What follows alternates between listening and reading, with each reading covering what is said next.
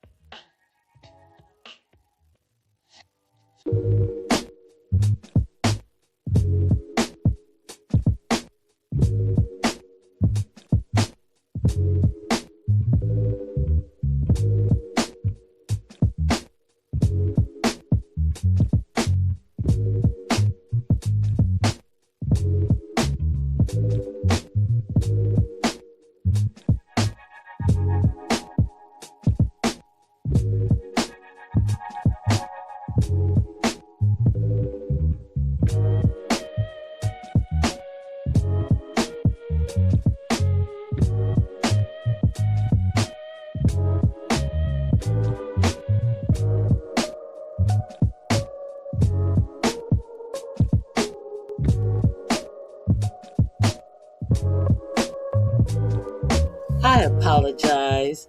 Good afternoon. Hello. Thank you for joining me. Let's get started. Let me turn off the background music. Do you guys know what's going on today? I hope you know what's going on today. Hey, Nappy Child. It is good to see you. Good afternoon. I just decided to come on here. I had something going on in the morning, and I will not let news build up on me because it's bad enough when this administration and all its shenanigans build up on you over the weekend. So God knows I will not limit myself and miss a day. When you miss a day, you miss a month of this administration. So I'm going to be talking about a few things that I have planned to talk about. One of the things that I definitely want to talk about is how your president said that the crown prince of Saudi Arabia didn't know that he was going to have to be kissing Trump's ass. Trump said he didn't know he would be kissing my ass. And make sure you guys tell him he has to treat me nice. Now, let's see. Let's see if we remember who Masama bin Masama, what MBS? Masama bin Salman really is, the crown prince of Saudi Arabia. That would be the same person that Trump's own CIA in his first administration told him that was responsible for unaliving, chopping up a Washington Post reporter. Remember when that happened? And remember when they thought that your president at the time when he was president 45 was going to admonish the crown prince of Saudi Arabia. And what did your president do at that time? Your president said, well, he seems like a very nice guy. And he poo-pooed your own CIA information, saying that it was likely that Osama bin Laden ordered the hit on Jamal just what is his name? Jamal Khashoggi, I believe his name is, something to that effect. Your president said, "Nah, I'm gonna go with the Crown Prince for 200 Alex." Why did your president go with the Crown Prince? Shortly thereafter, after the administration was over, Jared Kushner, the one who couldn't clear a security background check, who 45, 47 put over everything Israel related in his first administration. Suddenly, he got a $2 billion check from Saudi Arabia. The Sovereign Wealth Fund did not want to give him that $2 billion check, but it was overridden by whom? MBS. So one hand washing the other. Would you call that? Is that what you call that? A hedge fund uh, operation that Jared Kushner just opened up, had never been in business with, received $2 billion from Saudi Arabia. Now, here we are in a ill-gotten war that we have absolutely nothing to win in this war. Everything in this war is things that we are losing in this war. However, we have a whole lot of military installments in different countries in the Middle East. One of the countries is Saudi Arabia. One of the country that is getting hit, their military installations that we have in their countries are getting hit, is because 45, 47 decided to start a war in Saudi Arabia. Not only is Iran saying that they're going to strike our military installments in these other countries, they're also saying if this war escalates any further, they are also going to start striking universities, because their universities have been struck. I believe it's Yale who has a uh, it's either Yale or Columbia, who has a university in Dubai, a joint university in Dubai. They have closed down their university because they don't want their school to get hit. Because you know what they're seeing? They're seeing that Iran is true to their words. So they came through United States and Israel have struck many universities in Iran. So Iran said that they will do the same. Uh, they will do the same in exchange for what was done to them. So they have many installations of U.S. schools in all of these different countries. Now, it has been reported that Saudi Arabia and Israel are the main ones who want our troops, our blood, our treasure to continue to go after Iran. So what I'm getting at is it possible that Jared Kushner was paid $2 billion for nothing that he has any excellence in, nothing that he has excelled in, nothing that he knows anything about? He gets $2 billion, and then in turn, uh, Saudi Arabia gets the military. Saudi Arabia gets the lives of our military people. Saudi Arabia gets their will done via a airhead, a president, uh, and his greedy Jewish son-in-law who doesn't care about anything but the Jewish people and getting money, and therefore our military are sent out to die for the will of a country that does not do anything for the American people, and there is actually nothing that the American people are gaining for this but the loss of lives of our sons and daughters. Is this what's going on? How much are your sons and daughters getting paid of this $2 billion that was given to Jared Kushner for this war that MBS wants to continue with Iran? So, does Jared Kushner have a security force that he's able to send out at the ready on the whim of Saudi Arabia? It seems like he does, and that security force that he has on the ready seems to be the United States military. Quid pro quo. All of those buildings and all of those golf courses that were agreed upon when 4547 took his first trip out of the country to the Middle East, that he procured with Saudi Arabia, that he's putting the money in his personal pocket, in his personal wallet, his personal wealth. So, to procure these agreements, were the lives of American soldiers brokered to protect anything? And was this a part of, hey, the United States can protect you from people who dodged the draft themselves, who would not fight for the United States themselves? But now we have boots on the ground. We are sending, they say, approximately 5,000 troops are already there for boots on the ground. So is this what we're doing?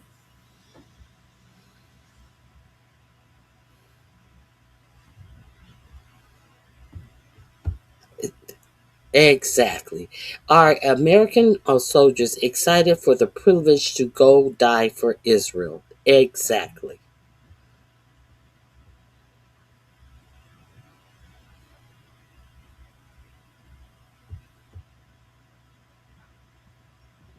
So,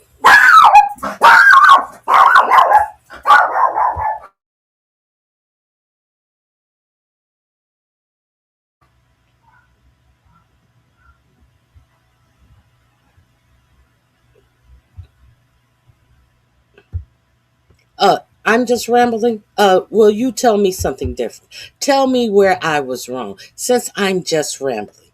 What specifically did I say that was incorrect? Be specific. See, you're just mad because you can't handle the truth, so you're turning it on me, the person who told you absolute truth. Yeah, I did say Bin Laden at first, but I knew it was B. Oh my God, my dog. Uh, what is his name? The Crown Prince. I always get his name confused. Hold on.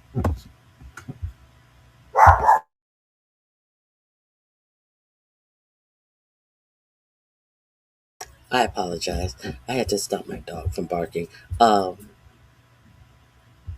uh, what is his name? I'm going to tell you his name right now. We're going to talk about that. Uh,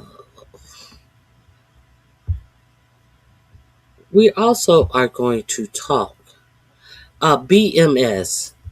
BMS are his initials. His name is the Saudi Crown Prince.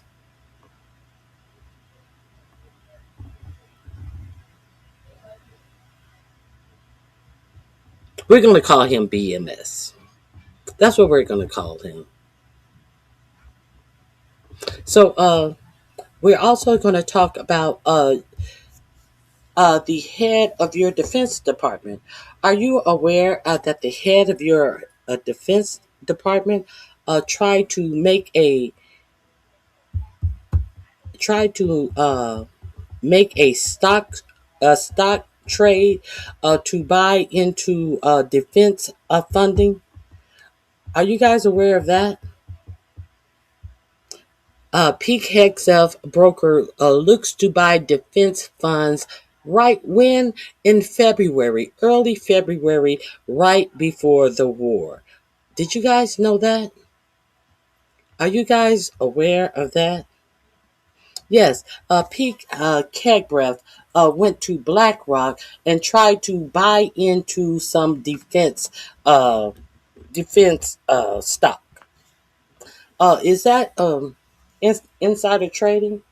Would your defense secretary know that the United States was about to go to war and then try to profit off of the fact that the United States was about to go to war? Are you skeptical? Do you say, "Oh no, that doesn't make sense"? Pete Kegbreath would never do that, or does that seem totally logical of the people that have been chosen to be in the top rings of this administration? We're going to talk about that as well. What else are we going to talk about today? We're going to talk about the Pentagon. Now, while Pete Kegbreath in early February, prior to us going to this ill-gained folly of war that we are in, while he was looking to make stock trades to make money. What he was not doing, he was not busy creating a plan to fight said war. So now, belatedly, do you know that your military, according to the Stars and Stripe publication, the Pentagon asks for pre-made bunkers that can be quickly shipped to the Middle East?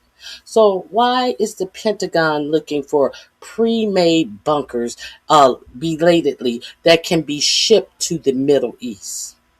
Okay, so if you're not aware, there have been several deflections from the UN because people feel that they could not speak freely and warn the masses that they are prepping for a nuclear strike. Did you know that? Are you aware of that? No, many of you may not be aware of that because none of this is being talked about in the media. Okay, what else are we going to talk about today? Real quickly. Uh, what else?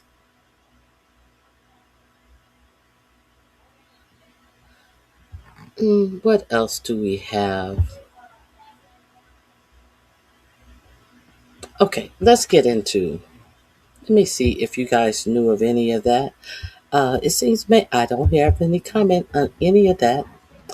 Did anybody correct me on what I was wrong about?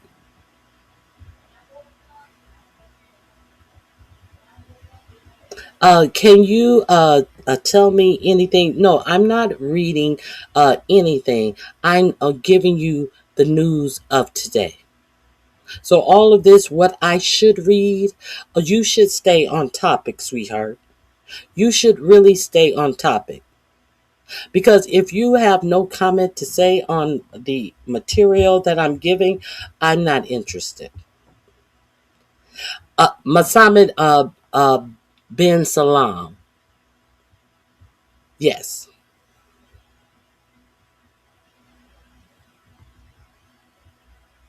Are you the arbiter of truth? Is Iran a terrorist country? Has Iran offed Americans? Oh, well, is America a terrorist country? Is Israel a terrorist country? Has America off children? Has America off children in many different separate schools? Has America off innocent people living in hospitals? Has What country would you like to call a terrorist state and excuse the war crimes that other countries commit? Is that what we're going to do? Are we going to ignore the war crimes committed by one country to say that Iran is a terrorist country? Are we doing that? Are we doing that? Are we going to ignore? No, we're not going to ignore the history of America. Speaking of the history of America, let's be reminded about the history of America and their crimes against humanity, shall we? Since you brought that up, thank you. I appreciate that.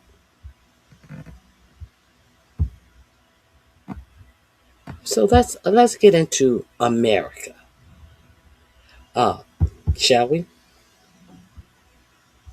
Here we go.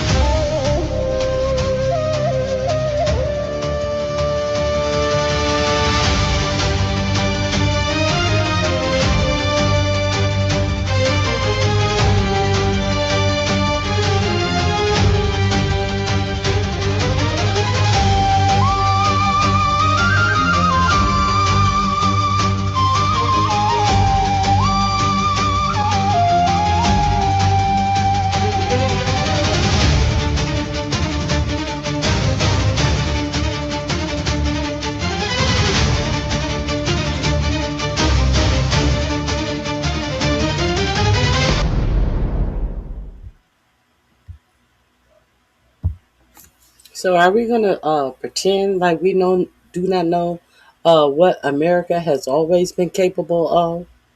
Are we going to pretend like our tax dollars have not been funneled to Israel repeatedly? Are we going to pretend like we are unaware that Benjamin Netanyahu is one of the ones who was financially financing Hamas? Is that what we're doing? Are we going to pretend like there's not reports that Benjamin Netanyahu was the one who was paying Hamas? Is that what we're doing? Is telling the truth on my country hating my country?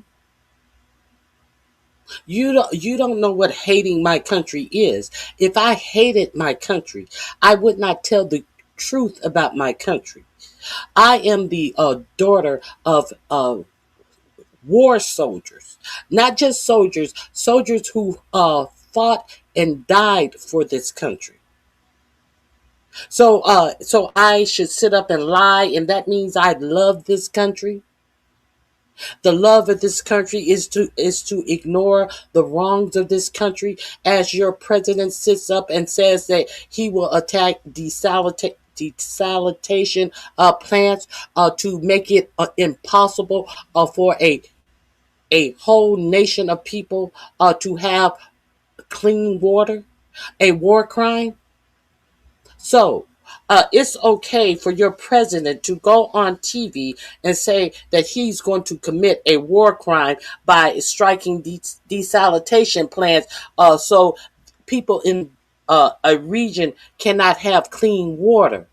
But I hate my country because I'm telling the truth about our president going on TV saying he's going to commit a war crime. How has that investigation that Pete Kedbreath said he was under the way of discovering who struck that school that killed 168 grade age girls in Iran on day one of this illegal war? How is that going?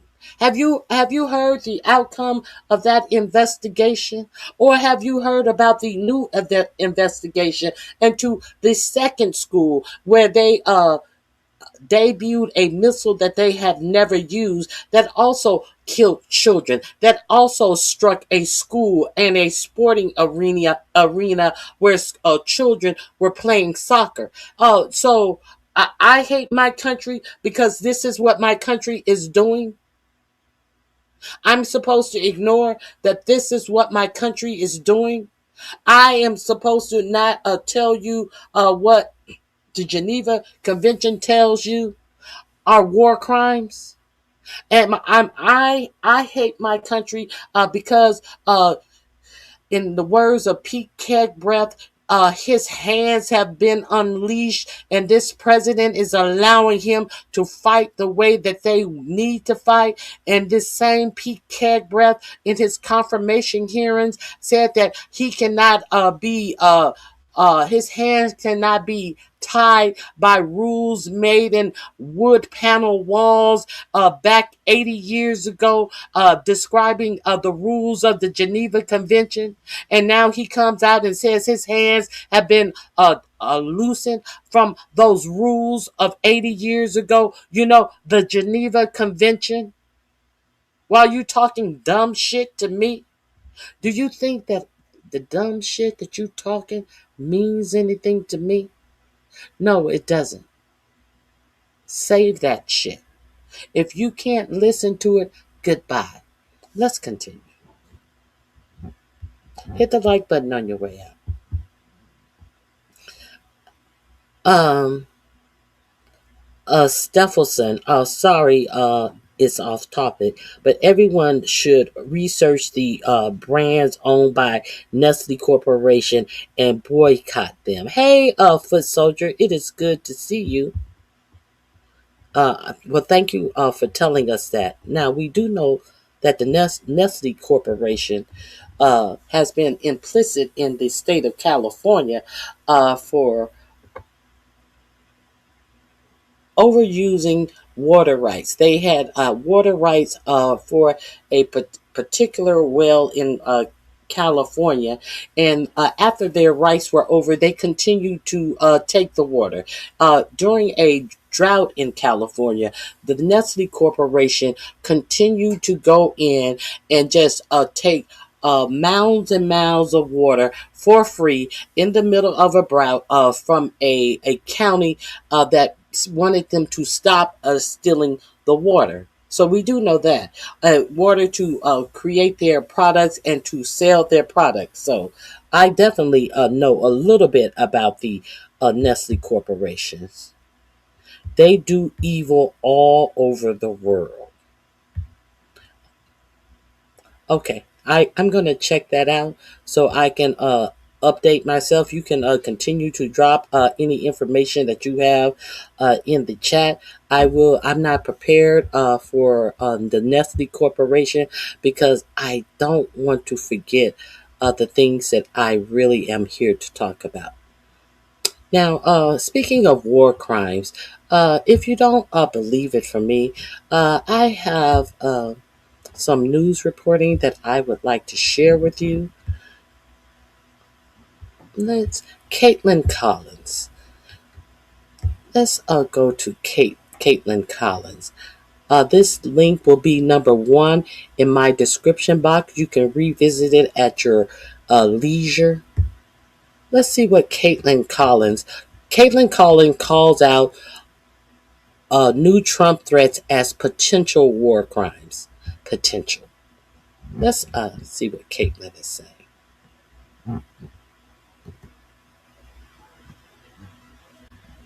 Oh, we have to go through a commercial. Hold on 1 second. And let's really get into some facts. This link is number one in my description box. Under Collins, Caitlin Collins.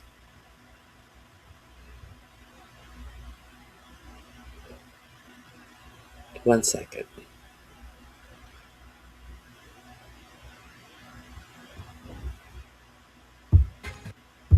Tonight, thousands more of American troops have arrived in the Middle East as President Trump is toggling between two drastically different trajectories for the war against Iran. On one hand, the president is taking his threat to completely obliterate Iran's energy sites even further, now suggesting that the United States could possibly target water desalination plants in a move that could cut off the clean water supply to tens of millions of ordinary Iranians and, as critics will note, could amount to a war crime.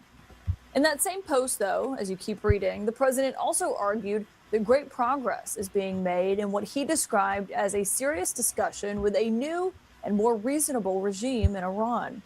That echoes what he told reporters last night on Air Force One. We've had regime change. You look already because the one regime was decimated, destroyed. They're all dead. The next regime is mostly dead. And the third regime, we're dealing with different people than anybody's dealt with before. It's a whole different group of people. So I would consider that regime change. And frankly, they've been very reasonable. So I think we've had regime change.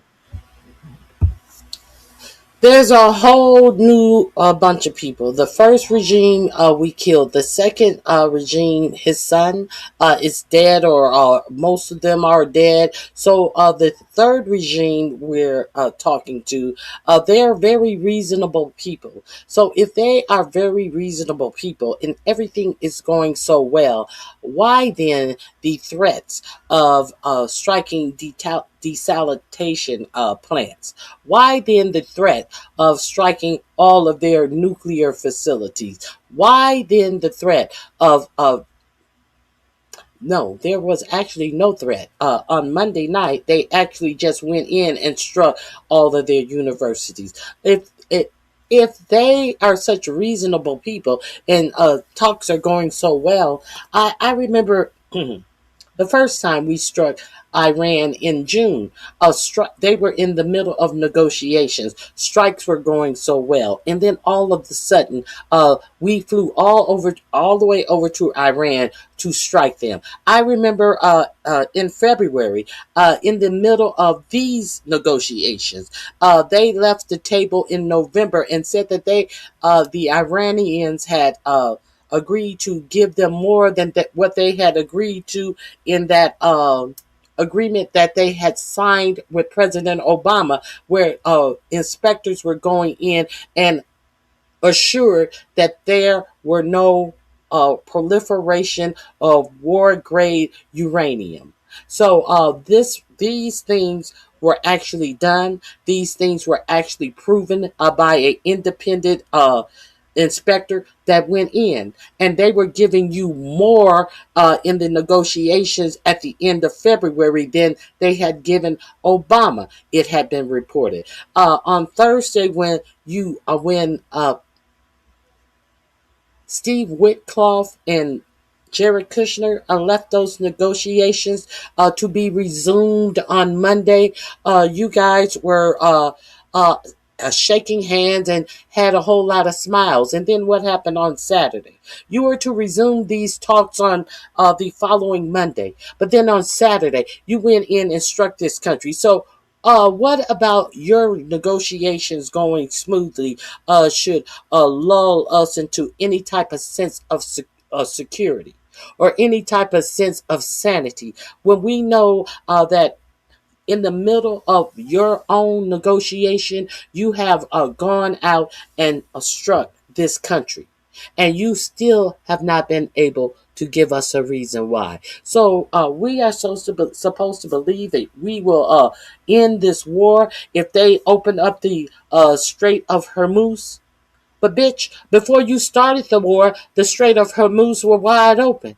So why is it conditional that the Strait of Hormuz be open before you end the war? Or you may end the war and you may leave the Strait of Hormuz closed, and it may be up to other nations who had nothing to do with the closing of Strait of Hormuz. It may be up to them to negotiate the opening of the Strait of Hormuz. So my question is, what were you in Iran for? What was your reason? If the reasoning is to make sure the Strait of Hormuz is open before you close, they were open before you went there. If the reason for you to be there is to make other nations open up the Strait of Hormuz, so if that is the reason, why were you there? What were your objectives? What stated objective have you reached? Absolutely none.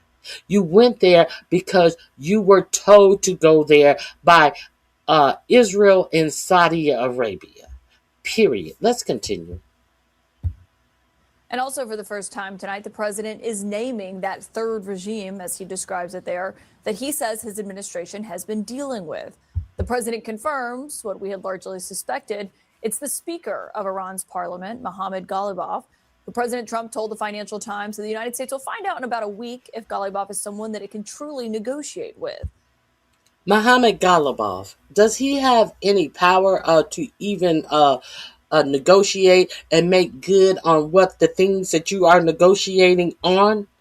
Are you speaking to him directly, or are you passing messages via Pakistan to him and receiving messages back from Pakistan from him? But what power as far as I'm concerned, we've changed regime. So, what confirmation do you have, since you, as far as you're concerned, that you've changed regime when the son of the other, uh, since the son from the other, what is it? Uh, the other supreme leader is still alive, and he is in charge of Iran. Since you want to say that you speculate if he's dead or alive, so where's the proof that he is dead? Since you want to say, well, I don't even know if he's alive. As far as I'm concerned, we have changed regime. But what confirmation do you have of him being dead? And even if he is dead, what confirmation do you have that this person is now in charge and is able to make any agreements with anybody? You have no substantive proof that this person who you are allegedly negotiating with have any power in this nation. Let's be clear.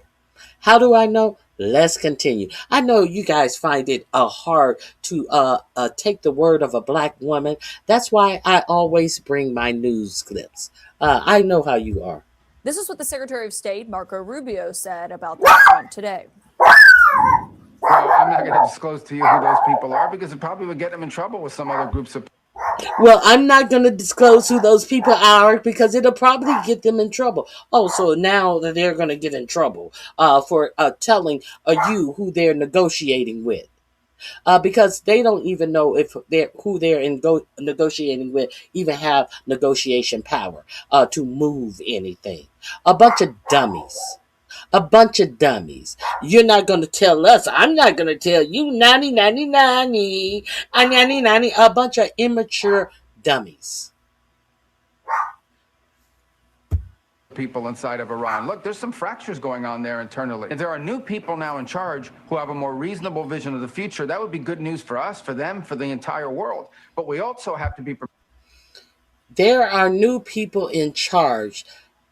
That is a statement of fact. That is a statement of if it is so. So how are you going to say that there are new people in charge and that would be good for us? If what? That would be good for us if what? If my aunt was born with a penis, she'd be my uncle. What good does if have to do in any of the statement of facts? If you put a if, there is no facts. There are no facts once you put the word if into it. Let's go back a little bit and hear this nimnut talk this dumb shit all by himself. The entire world. But we also have to be prepared for the possibility for the entire world. But we also internally, and there are new people now in charge who have a more reasonable. Look, there's some fractures going on there internally. And there are new people now in charge who have a more reasonable vision of the future. That would be good news for us, for them, for the entire world. But we also have to be prepared for the possibility, maybe even the probability, that that is not the case. So you're telling us there are new people in charge, and that would be good for us and the entire world. But we have to be prepared for. We don't know who the fuck is running Iran. We don't know who the fuck we are negotiating with. We don't know if we are negotiating in good faith with anyone. We don't know if we are negotiating with people who have the power to bring forth what they are negotiating on.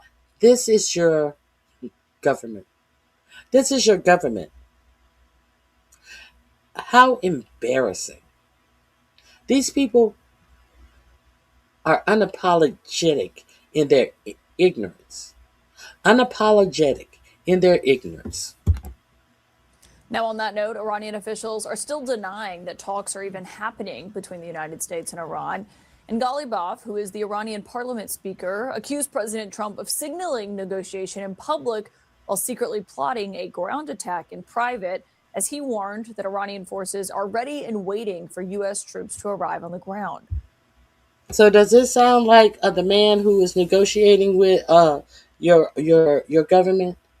You hear what he has to say for himself. He said that they are fronting like they are negotiating, when in fact that they are stalling to get the troops there to get hammered on the ground.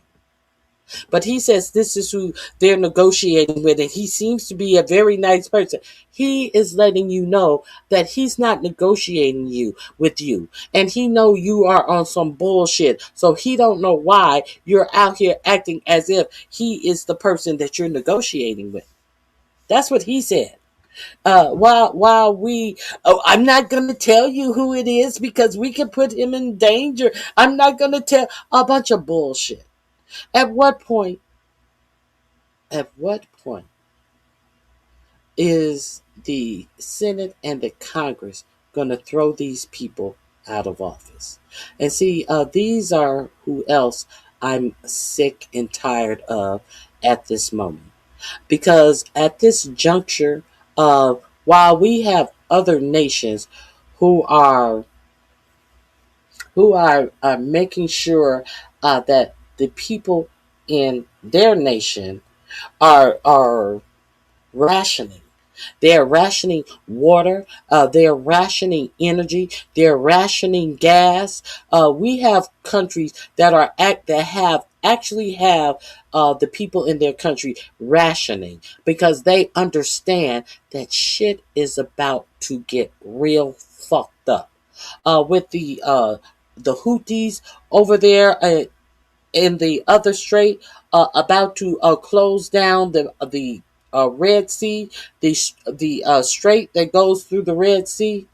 You have the Philippines, you have Korea are rationing things, telling you only do certain things on certain days. You know what rationing is? They're saving so they can have something because they know a hard day is coming.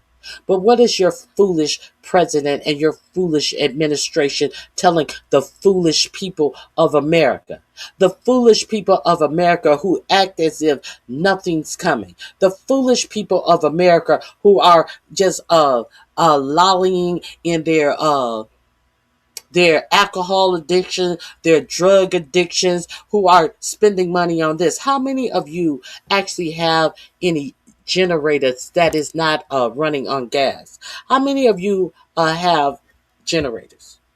How many of you stupid motherfuckers have gas or power generators? Huh? How many? So, so you ready? You ready for this?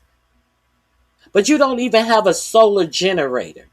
So you think that somebody in the midst of a gas crisis is going to have a special lane for your dumb ass to fill up your gas generator? No, while you are sitting up here clogging up a lane trying to fill up a gas can, somebody gonna come and pistol whip your ass and with that gas pump.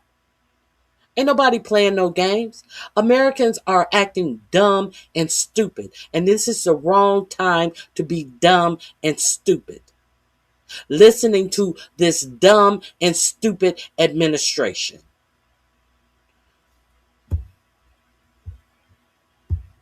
Today, the White House downplayed those denials, though, from Iran. Despite all of the public posturing you hear from the regime and false reporting, talks are continuing and going well. So they said what they wanted to say. They named a person, and the named person came out and told you it was bullshit. And she comes out, besides all the posturing and false information you're getting, but who has been giving you the most false information throughout the entirety of this operation? So when somebody from the administration, but they said that this was a good, trustworthy person and that they believe in this person. And when this person comes out and said, they're not negotiating with me. They're not negotiating with me. They come out and says that he's lying. But who has been lying to you all this time? Make it make sense. It doesn't. It makes absolutely no sense. What is said publicly is, of course, much different than what's being communicated to us privately. Now, this comes as sources are telling my colleagues here at CNN that the Trump administration is still not sure it's talking to the right people in Iran, meaning it's not clear to U.S. officials whether the Iranian officials that they are speaking with and using as a back channel through Pakistan and Turkey have the ultimate authority to sign off on any peace agreement, let alone. They're still not sure they're talking to the right people. But she comes out here and says, no matter what you hear from any other source, it is wrong information. And they just don't want to tell you the information. Kind of like Marco Rubio said, I'm not going to tell you who we're talking to. They may not want it known. Now, when the person that they name your president, Marco Rubio and President Trump are never on the same page. Marco Rubio says one thing, Trump says the opposite, or vice versa, on every day in this fucking conflict. Every day in this conflict.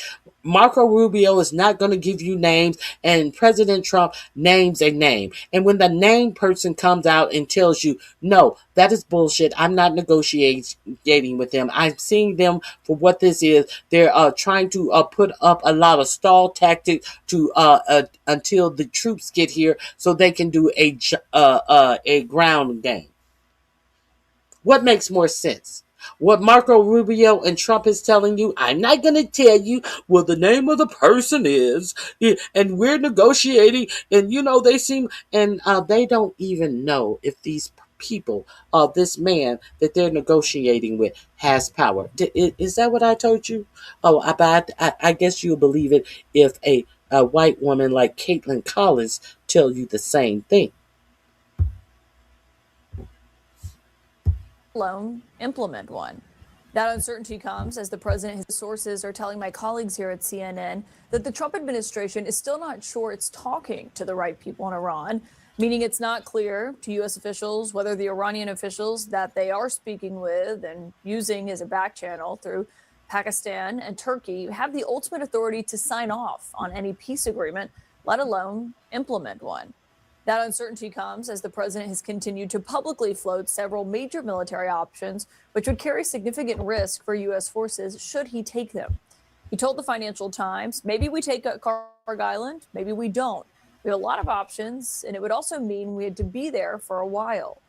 Kharg Island is where 90% of Iran's oil exports flow through, as the president also mused about the notion of the United States potentially taking Iranian oil. He says that would actually be his favorite thing, but he also added this, saying, quote, some stupid people back in the US say, why are you doing that? But he added, they're stupid people. So he says that he should just steal their oil. How would that Here's to so timeless journeys and time hold on. well spent. Let's be clear. To distant lands. He says that he should just steal their oil. So who's gonna pocket the money when the oil is sold? See, like let's take him at his word that he should just steal the oil. He has this grand idea that he should just steal all the Iranian oil, as he says that we don't need the oil, that the United States has more oil than Iran. So who's going to pocket the money from the sales of that oil? So who has pocketed the sales from the oil in Venezuela that has already been sold? And the reason why there has not been more oil from Venezuela sold by the United States is because a judge has ruled that the United States do not have the right to sell Venezuelan oil. But there has been the first sale of Venezuelan oil. Who has possession of that money? Who has control and possession of that money? Your president has a singular control and possession of that money in a offshore bank account. He is the only one who can access that money. So hold on one second.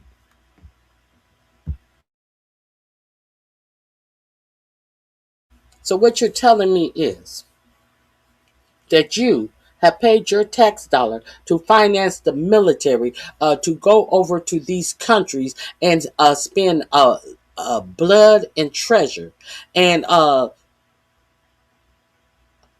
the spoils of the war are going to go in the pocket of the president. Is that what you're telling me? Is that what you're telling me? Because we have seen him for his works. And what his works have shown is that the first sale of Venezuelan oil, he has total control of the money that was paid for that first wave of Venezuelan oil. And I'm pretty sure had not a court ruled that this administration cannot sell the Venezuelan oil, they would have been much more money under his control from the oil sales from Venezuela. So now, at what point, if we don't need their oil, if we create so much oil, what point do you think that this motherfucker is not looking out to make wealth on a whole nation's oil for himself? Because what else has he looked out to make sure he has done for the American people? Do you think he is not even trying to figure out a way to make you believe that this will benefit you as an American? As he has taken, this is some crazy shit. This is the most craziest shit in the world. I'm going to take your tax dollar and I'm going to invade another country and I'm going to steal their oil and the sales from the proceeds from the sale. I'm going to put in an offshore bank account that only I have access to. Where they do that at? And this person is allowed to stay in government as the president. Where on earth are they not throwing this person in jail for war crimes? Where on earth is there a Congress and the Senate allowing this person to run roughshod and waste our tax dollars to try to make personal gains and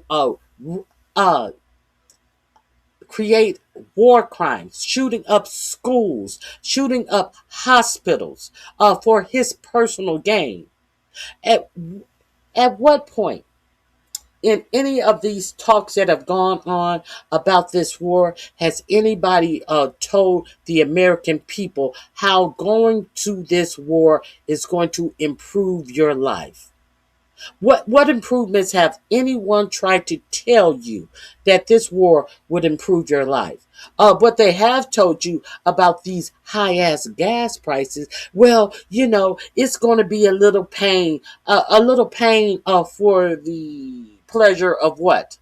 It's going to be a little pain. It's going to be a little painful. That's all they told you that you have coming is pain. Pain from the high prices of oil, pain from the high prices of everything, pain from the blockage of every product that needs to flow to the West, pain from you not being able to get MRIs because there's no more helium coming to the United States. All those type of pains, medical pain, physical pains. Oh, and let's not forget the pains that the Republicans are thinking of bringing upon you because they want to cut back on health care for Americans, on health insurance for Americans to pay for this folly of war. That's all they have to offer you is a bunch of pain. And you guys are not up in arms about any of this. This administration still has supporter. Okay. Hey, Very Carrie, it's good to see you.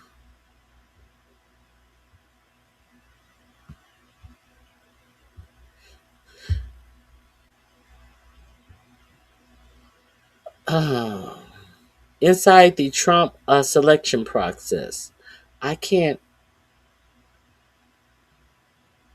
hit that link for some reason. Let me see. Let me see if I can hit it if I go to. Hey, Leonard, did I speak? Let me see if I can hit it if I go to the regular chat.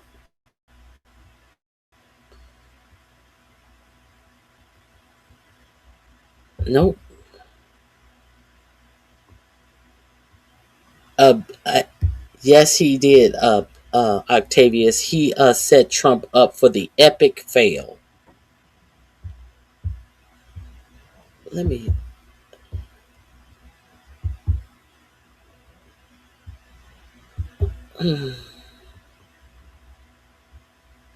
Uh, Nestle is feeding you uh, a Solian green, RonyiQ, under the guise of natural ingredients. When he admits BB's gonna wake me up. Okay. I don't see that link. I'm a drop my link. If you Leonard, if you want to drop that link in the back chat, I may be able to pull the link up. But with you dropping it in the chat, I am unable to bring it up. Let me drop my link. And you don't have to come up. I won't bring you up. Just drop the link in the back chat, and I will be able to pull it up. When I see you come back, just drop it. It says back chat, and I will put you down. I'm not going to bring you up. I will kick you out of the link, and I can check that link out. Okay. So what else did I want to share with you today? Oh, let's share a interesting story. I'm not sure. Some comic relief. How about a little comic relief? If you guys are unaware of this, before we go into our next story, I thought that this was quite interesting. I talked about a lot about Kristi Noem, of the married Kristi Noem, who was allegedly screwing around with Corey Lewandowski, a 45-47's last political advisor who ran his last campaign, who was then hired on as his chief of staff, and they had to get rid of him because he was allegedly touching the body of one of Trump's donors at a dinner, and doing all of this lewd type of body touching on this woman. And now it was reported that he and Kristi Noem uh, were um, were messing around and had bedrooms on these private aircraft that she was buying as part of the Department of Homeland Security. She made sure that she had fuck rooms aboard these private jets. So guess what interesting story has popped up about the Noem family? I told you that Kristi Noem was married. I wonder if you guys knew this. Okay, Kristi Noem's husband, accused of living a double life as a cross-dresser obsessed with bimbo, uh, bimbofication kink. Bimbofication kink. Let me let me remove this ad. Now, this is a reported picture of Kristi Noem, her husband, and then to the right, there is another purported picture of Kristi Noem's husband himself. Go figure. Did you guys know about this? Brian Noem, the husband of former Secretary of Homeland Security Kristi Noem, was accused on Tuesday of living a double life as a cross-dresser obsessed with donning huge fake boobs and talking to fetish models online. In a job-dropping report published on Tuesday, Daily Mail chief investigative reporter Josh Boswell and senior reporter Ben Ashford published several photos of a man identified by the newspaper as known posing for the camera in large fake breasts and hot pants while pouting. Lord have mercy. The two reporters also spoke to several fetish models who claimed to have had an online relationship with Noam involving bimbofication. No wonder his wife did her face and her body like that. No wonder Kristi Noem has uh, distorted her face to look like the Madam Puppet and got these big ass fucking titties on her fucking bony ass chest while she looked anorexic and bimboic at the same time. So no wonder. Okay, now I get it. The two reporters also spoke to several fetish models who claimed to have had an online relationship with Noam involving bimbofication, a kink centered around women becoming real life Barbie dolls with gigantic proportions. Now, no, now we do know that Christine Noem was called Ice Barbie. Barbie. Let me see if we can see any more of these pictures. They say they're talking about 3 pictures. So let's see if there's any more pictures. I'm gonna leave the article. That would be the second article. Oh, there's no more pictures. Let me see if I can go to the Daily Mail and find more pictures. Let me see. I follow me. Follow me. Follow me. Mm-hmm. Jaw dropping published Tuesday. Investigative bit. Nope. Several photos of a man. I don't see. I only see the one photo. You guys are going to have to go look for that second photo, second and third photo on your own. This is in my description box under Bimbo Barbie. How about that? Bimbo Barbie.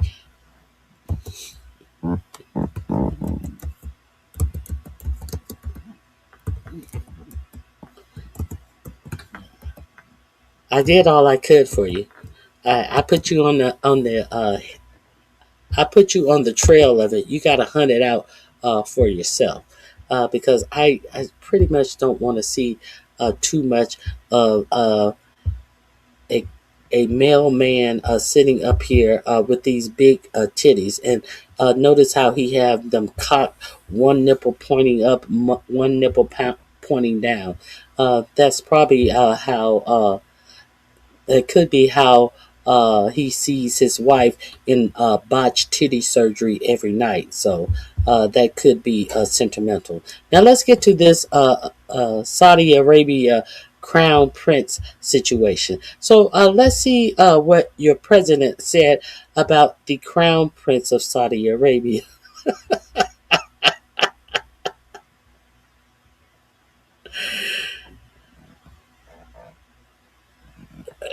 Do I have proof of what? Do I have proof of what? Do I have proof of what? What are you talking about? Um,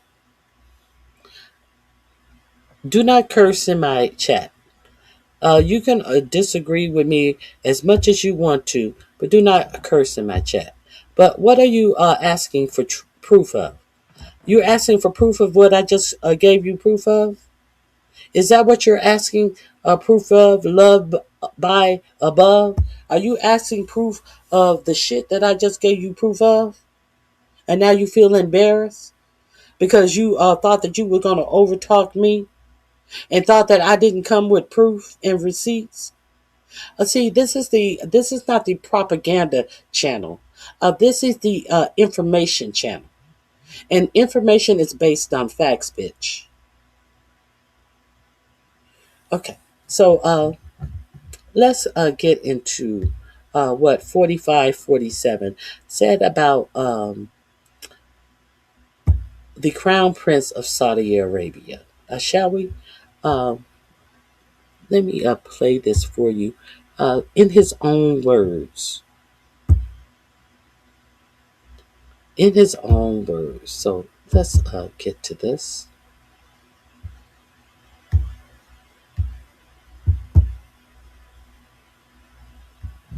Hmm.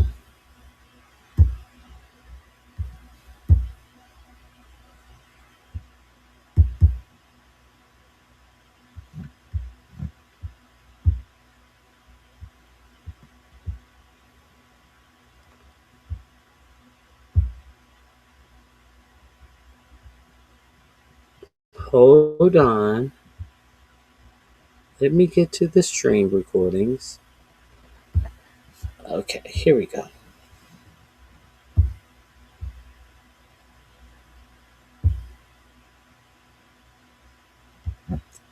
Let's see what 4547 had to say about the Crown Prince of Saudi Arabia.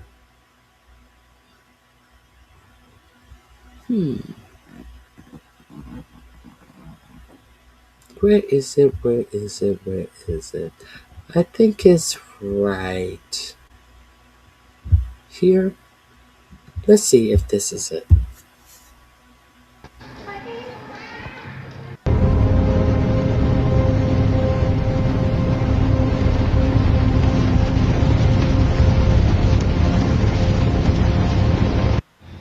Yep, and this is what they were created for.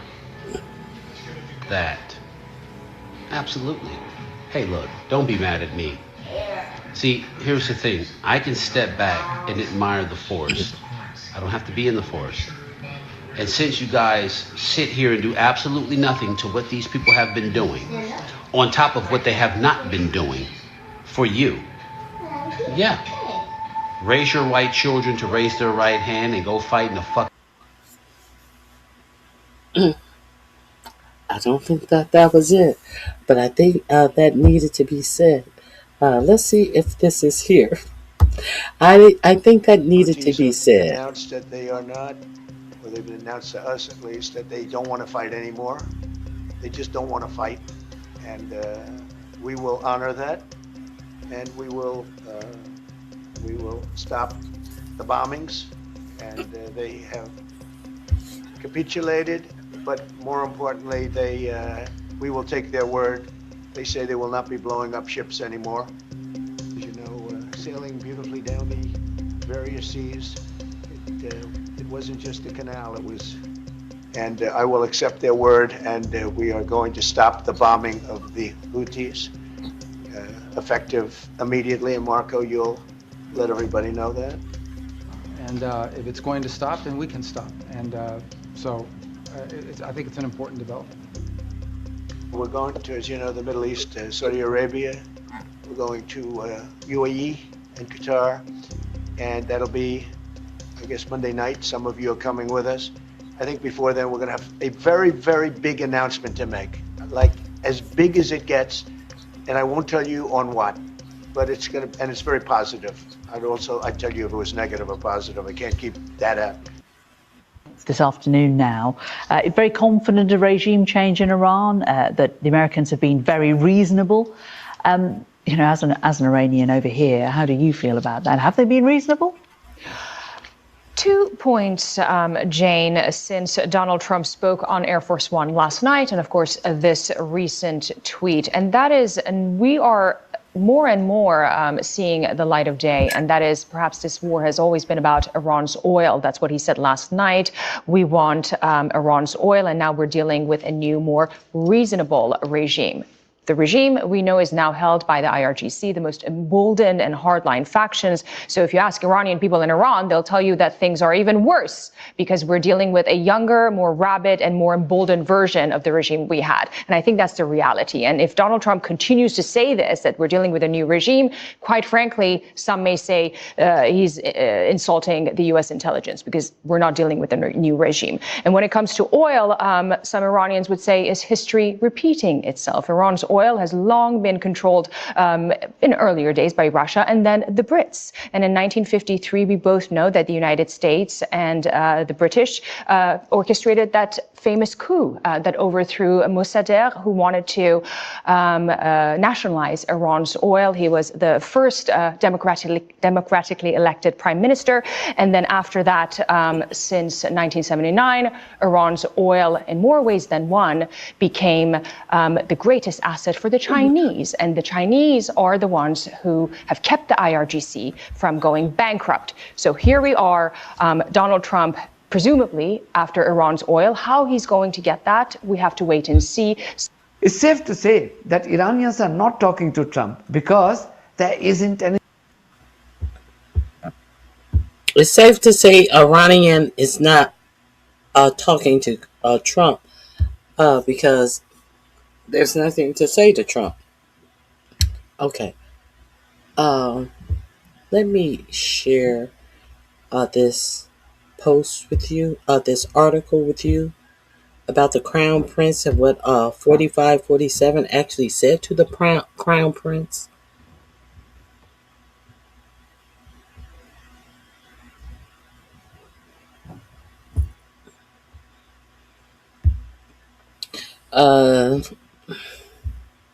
What publication? House of Saud.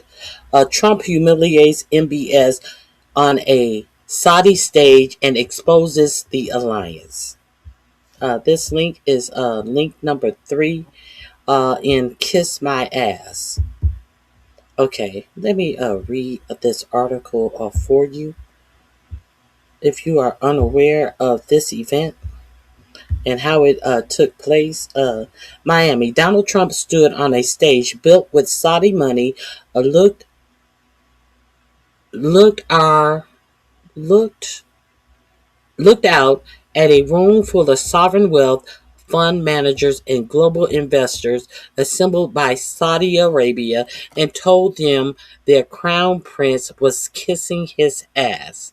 The remark delivered at the PIF-backed F2 Priority Summit on March 27th was not a diplomatic accident. It was a public assertion of hierarchy. The President of the United States declaring on a Saudi-branded platform that the kingdom de facto ruler is a subordinate who must perform deference to retain American protection. 48 hours earlier, Trump had called Mohammed bin Salman a warrior. The swing from flattery to emasculation reveals something the $600 billion investment framework and the defense sales and the PIF AI partnership were all designed to obscure. Washington does not view Riyadh as an ally. It views Riyadh as a client. Okay, now let's let's go back. What are they talking about? About the Saudis buying jets from the United States. If you remember, uh, when 4547 sat down with the Crown Prince, that's where I got my thumbnail from, because 4547. Oh, that's not where I got my thumbnail from. But hey, that is one of the things. Trump sees the crown prince on TV and think he can turn Jared Kushner into one. And who helps Jared Kushner?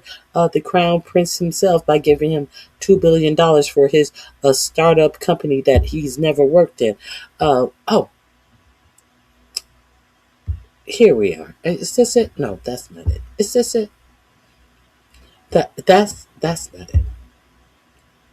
I guess I didn't bring it up. Is this it? I didn't bring it up. It would be my thumbnail picture, where 4547 is sitting up and he is showing the military aircraft that Saudi Arabia, on their trip to the United States, had decided to buy from American defense contractors.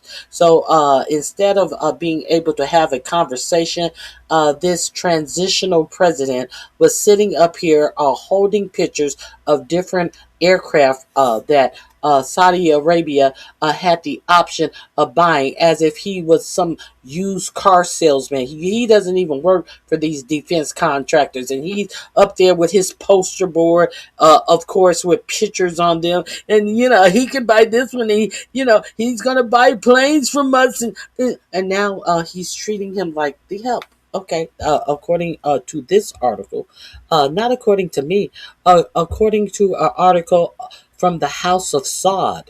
Okay, so let's continue. Let's continue. Let me remove this. You didn't get this from me. You got this from their own. It be your own people. The incident exposes a triple bind that now defines Saudi's strategic reality. MBS cannot defy Trump because American THAAD and Patriot batteries are the shield keeping Iranian ballistic missiles from reaching Riyadh. So now they have bought these Patriot missiles to defend their country, and now there's nothing they can do about them. But we have seen that the Iranian missiles have been able to destroy these Patriot missiles. So there's that. Now, so it seems like they bought a product from America that they, were thought that, hey, would insulate them from Iran, but it doesn't seem that way so much. You know, they never tested out the product. When you buy defense machinery, maybe you ought to test out the product. Maybe you just can't take the word of the used car salesman, especially when they're a 43-time convicted felon. But you know, you know, I can't tell gangsters and killers how to do business with each other. I just can't do that. Okay. Patriot batteries are the shield keeping Iranian ballistic missiles from reaching Riyadh. He cannot comply with Trump's simultaneous demand for Israeli normalization because the Arab Street of the Organization of Islamic Cooperation and wartime politics makes that move lethal. And he cannot ignore the insult because his entire brand, domestically and internationally, is built on sovereign strength. There is no move on this board that does not cost him something irreplaceable. So, what are you going to do, MBS? Uh, Trump said you have to kiss his ass. What did Trump actually say about MBS at the F2 summit?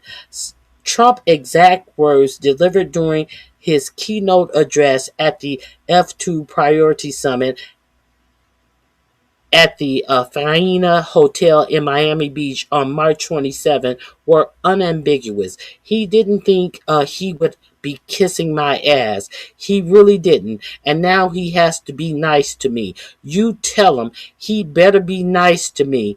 He's got to be. And he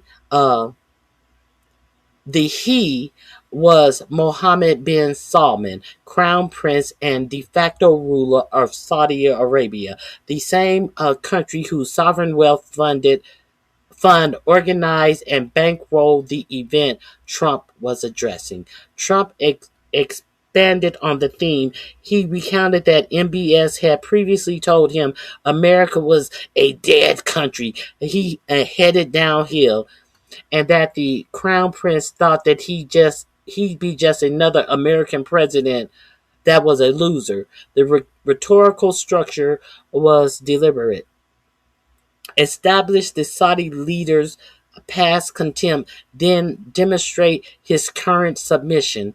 It was a dominance display performed for an audience of global investors, defense contractors, and sovereign wealth fund managers who had gathered specifically because Saudi Arabia wanted to project the image of an equal partner in the American-led order. So Saudi Arabia paid for Donald Trump to get on stage and tell them that their crown prince was kissing his ass. That is what they got of that. The remarks were broadcast live on C-SPAN and reportedly immediately by Bloomberg Business Today, The Hill, and the Anadolu agency. There was no walkback, no clarification from the White House, no suggestion that Trump misspoke. By the time the summit evening session began, every delegate in the Faena ballroom had seen the clip. Can we see the clip, RonyiQ? Let's see the clip. Let's see the clip. We got to see the clip. Let's see the clip, RonyiQ. Let me play the clip for you. You know I got the clip.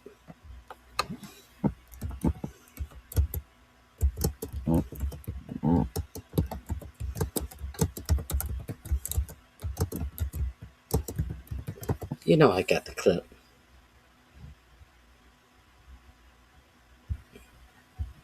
Is this one? Hold on. Hold on. That's, he also inserted the crown prince father and said that he was a frail man that needed to use him to stand up. Because he was so frail. Let me see if this is the one that I really want to share you. Let me share my screen with you.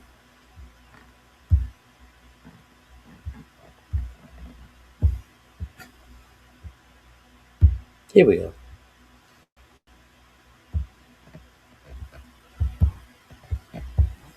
He didn't think he'd be kissing my ass. He grabbed my arm to get up when I was sitting next to him.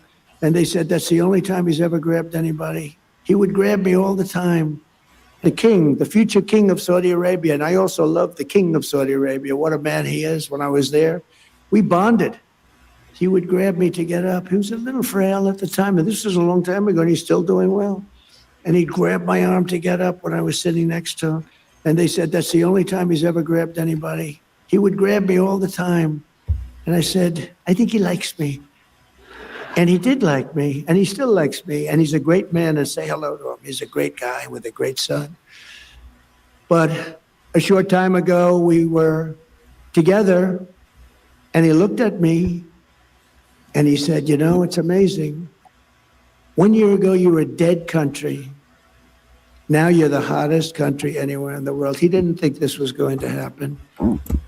He didn't think he'd be kissing my ass. He really didn't. He thought he'd be Just another American president that was a loser, where the country was going downhill. But now he has to be nice to me. You tell him he better be nice to me. He's got to be. But it was really something. He said, though, it's amazing, President, because he's a very smart, but a regular kind of a guy. He said, it's amazing, President. A year ago, in that case, it was a year and a half, it was 6 months ago, but a year ago, you were a dead country. Now you're literally the hottest country anywhere in the world. And that was before we beat the hell out of Iran. Now I think he's got to say even better. I think we have to up it. But he's fantastic. And everything we do, we're working to make America the number one place on earth to do business. And so there you have it. Your president is saying that MBS, the man that his own CIA said was responsible for unaliving the reporter Jamal Khashoggi, it said that this same crown prince who ordered this reporter to be chopped up is kissing his ass. And it has not been taken as anything but as an insult by the Saudis. So let's see where we go with that. Let's see how that pans out. That is in my description box under kissing my ass. The link and to the video and the link to the story, it will be in my description box under kissing my ass. Shall we move forward now? Let's see how Pete Kegbreath has been trying to profit off of this war. The only thing, he doesn't know how to fight the war, but it seems like he is well aware of how to make money off of defense contractors during this war. Welcome everyone. Thanks for joining the live stream. Please subscribe to the channel and please hit the like button too. Thank you very, Gary. Thank you for being here. I concur. Nathan Mason. What an interesting rhyming name. Let's get to Kegbreath and how he went to BlackRock. And I told you about BlackRock many, many times before. Where is it?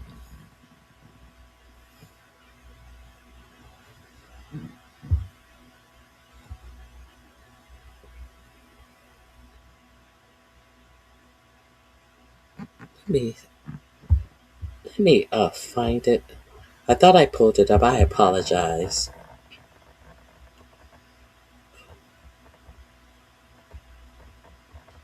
The Financial Times put it on a.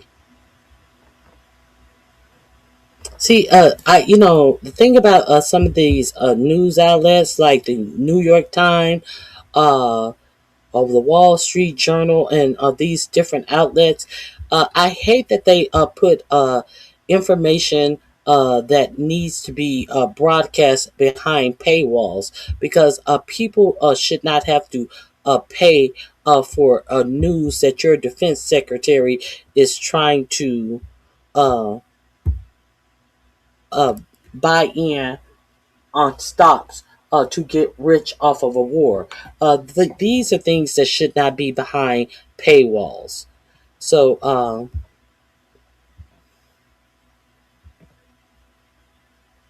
let me see if. Okay, here we go. I pre-read the story that I had up yesterday, but I hope this story gives all the information that I want to share with you. I believe he was with Morgan Stanley, and the only reason he was unable to purchase the stock is because they were not able to, at that point, trade with Morgan Stanley, if I'm correct. I think it was Morgan Stanley. Here we go. Pete Hegseth broker attempted to make defense investment before Iran war. This is a story from the Financial Times. I'm not going to pay for their paywall.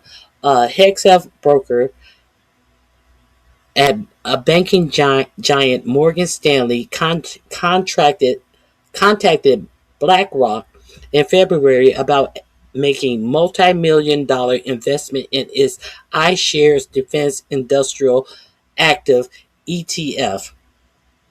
The investment discussed Hegseth broker ultimately did not go ahead.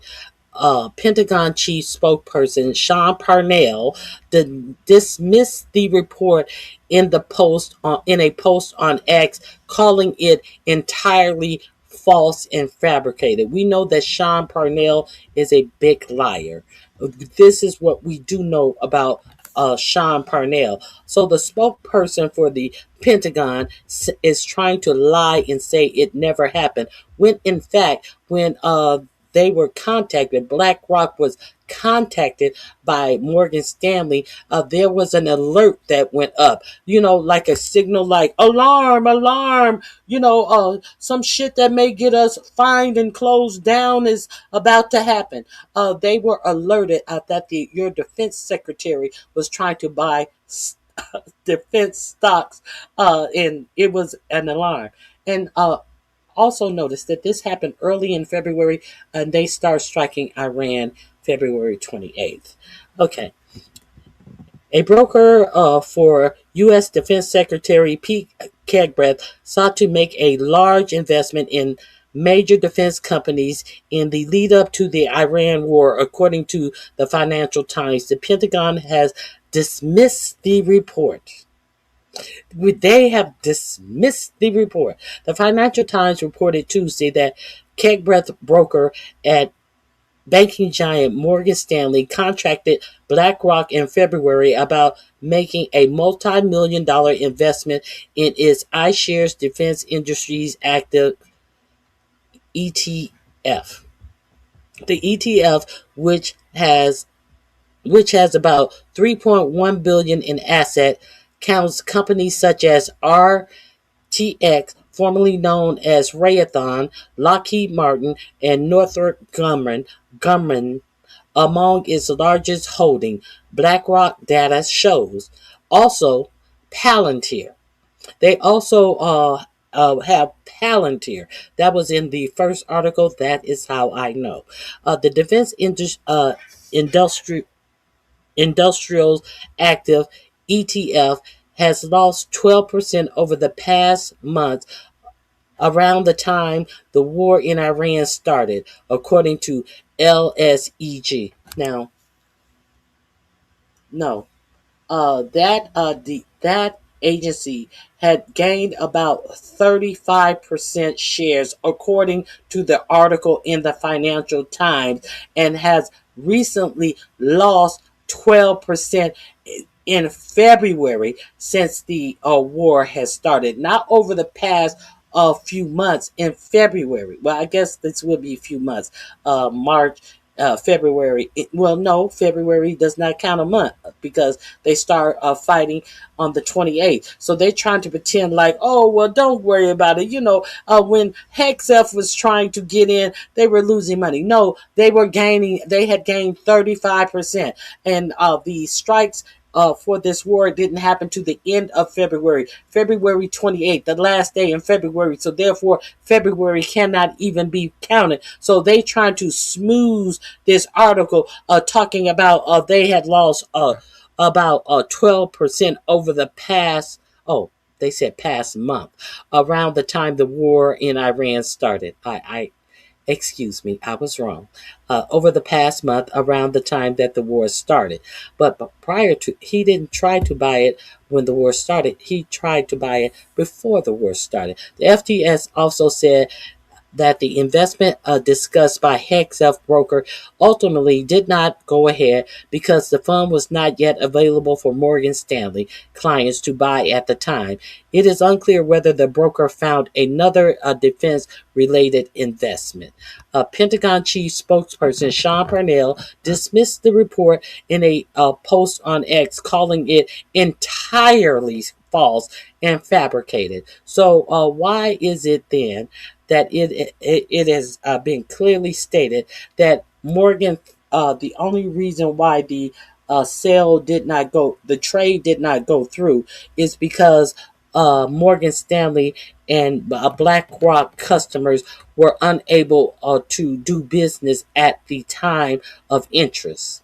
So the Pentagon is saying it was entirely false and fabricated. So why would they say that? Why would they just lie for absolutely no reason?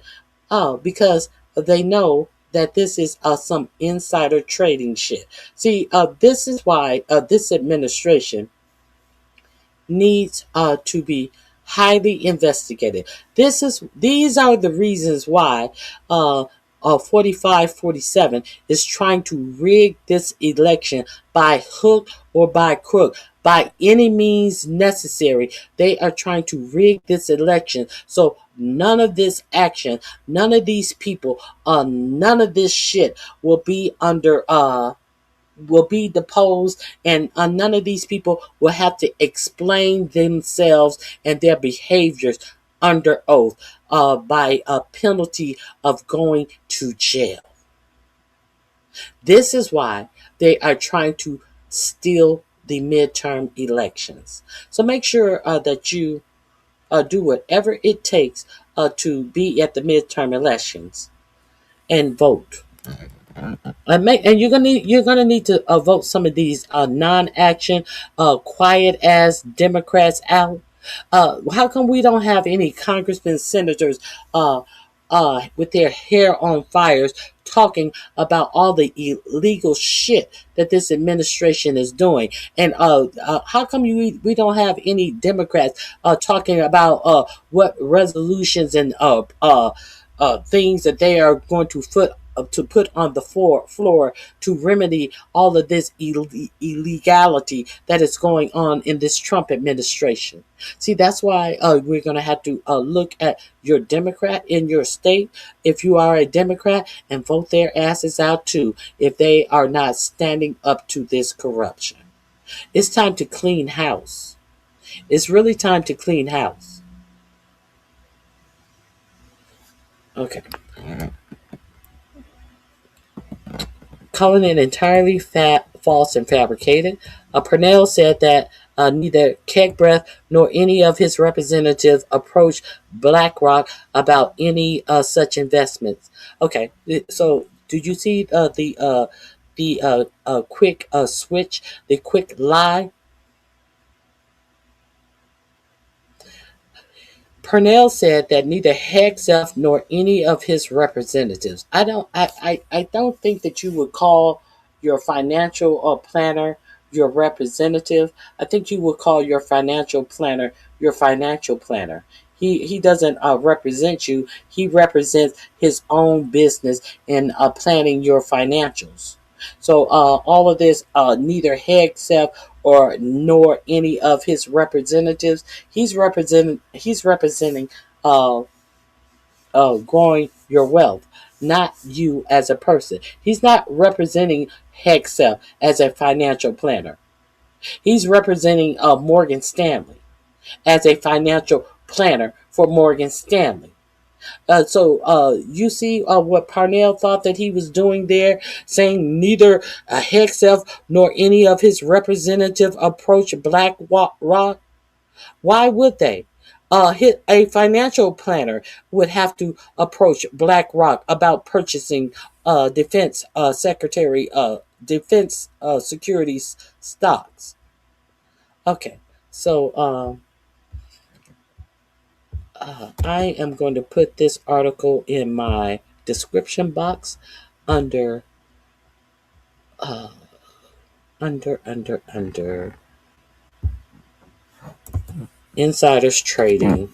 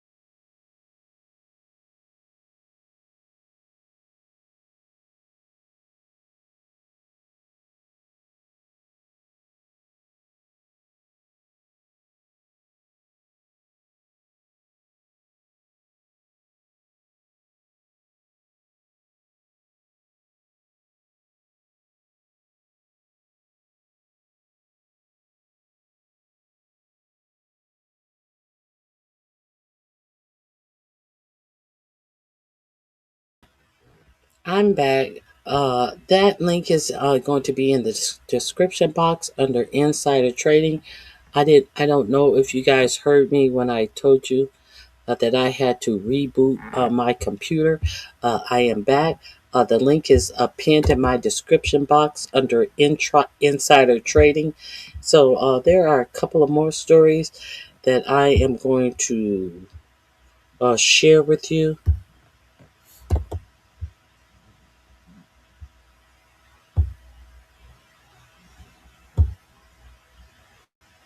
Hmm,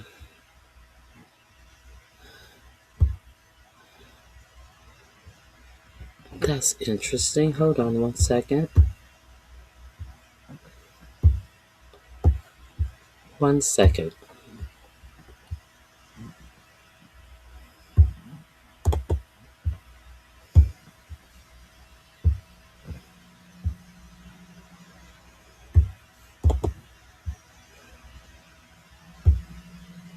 Okay, I have that pinned now. I want to talk about uh, while Cat Breath is worried about making money off of this war, while they're not. Let me see. Hold on. Let me pull up. I don't know why I don't have this story pulled up.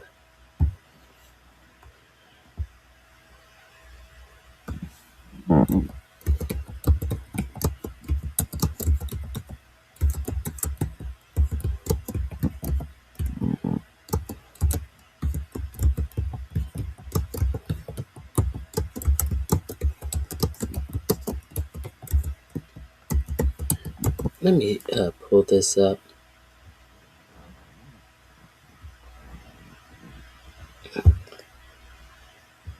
Here we go. I want to talk about two very important things. Let me see the date on this article.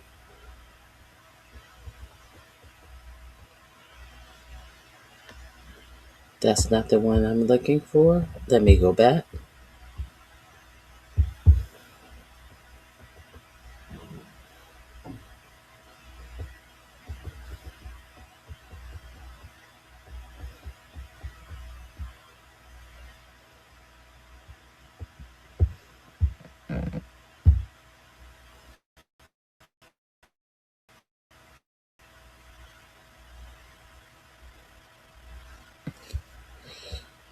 Okay, here we go.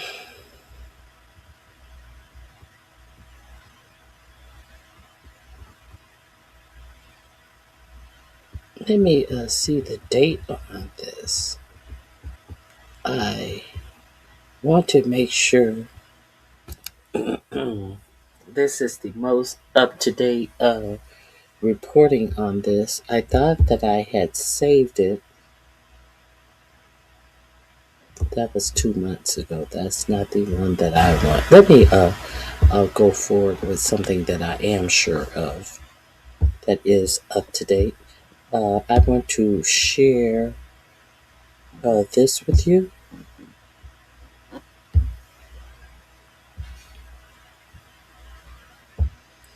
While a Kek Breath is trying to profit off of this war, it doesn't seem like he's making any uh, preparedness for our troops. Now, there are reports that many people believe that Israel will be striking Iran with a nuclear weapon, but instead of making sure that the troops on the grounds that they are about to put on the grounds are protected from any nuclear fallout, prior to getting these troops there, it seems like your military is, according to the stars and stripes, are are making it work, trying to put it together at the last minute. The Stars and Stripes Pentagon asks for pre-made bunkers that can be quickly shipped to the Middle East. This is dated March 28th of 2026. Understand that if a real commander was over the military, if this was a calculation of anything that could be happening in the Middle East, you can trust and believe a black uh, a person of the military like Lloyd Austin would have already had these bunkers prepared for the military. But unfortunately, we have someone with zero merit, zero class, and zero experience over our whole military who is trying to pocket money with his greedy ass as opposed to protecting the lives of our enlisted people. So there's that. Now let's see what the article says. Uh, a Pentagon exploratory call for potential contract posted this week asks for prefabricated transportable bunkers that can be quickly sent to the Middle East. The notice, which was published Monday and had a Friday deadline, aimed to determine if there exists an adequate number of uh, inter interested and qualified contractors that can provide the bunkers. Instead, interested vendors were asked to submit three options for different estimated time frames. 3 days, 15 days, 30 days. All of the options had to be deliverable to King Hassan International Airport in Jordan. Each response Each response was required to identify the level of protection provided. It seems like they would have uh, identified the level of protection that would only be suitable. It seems like they said if they would have said if they were levels between 1 and 5 was the highest protection. It seems like your Pentagon would say we need level 5 uh, bunkers. It would take what it needs, but it seems like they was like, oh, tell us about what you got. Okay, each response will require to identify the level of protection provided by the bunkers, including the highest level of threat that the bunker is designed to withstand, such as ballistic impacts.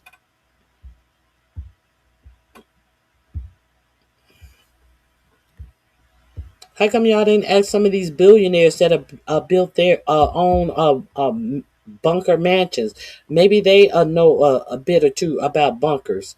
The notice said that total total quantity requirement is currently unknown, but that vendors are encouraged to give pricing structures reflecting any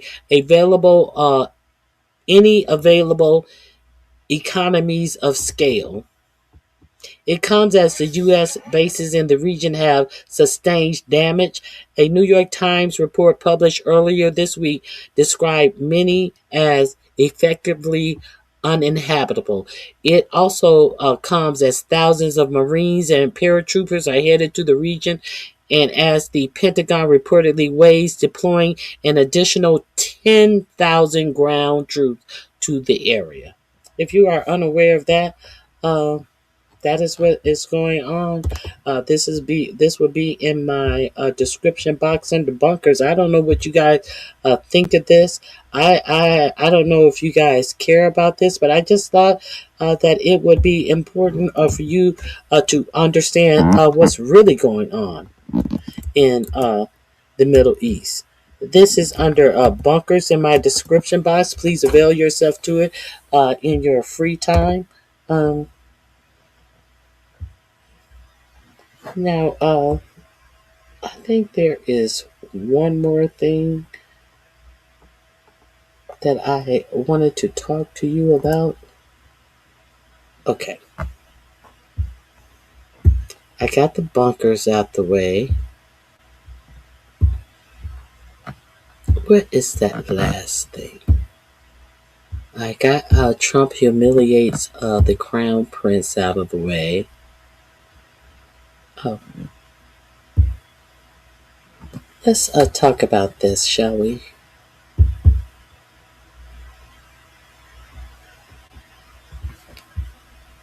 What is the crown prince expecting in response to him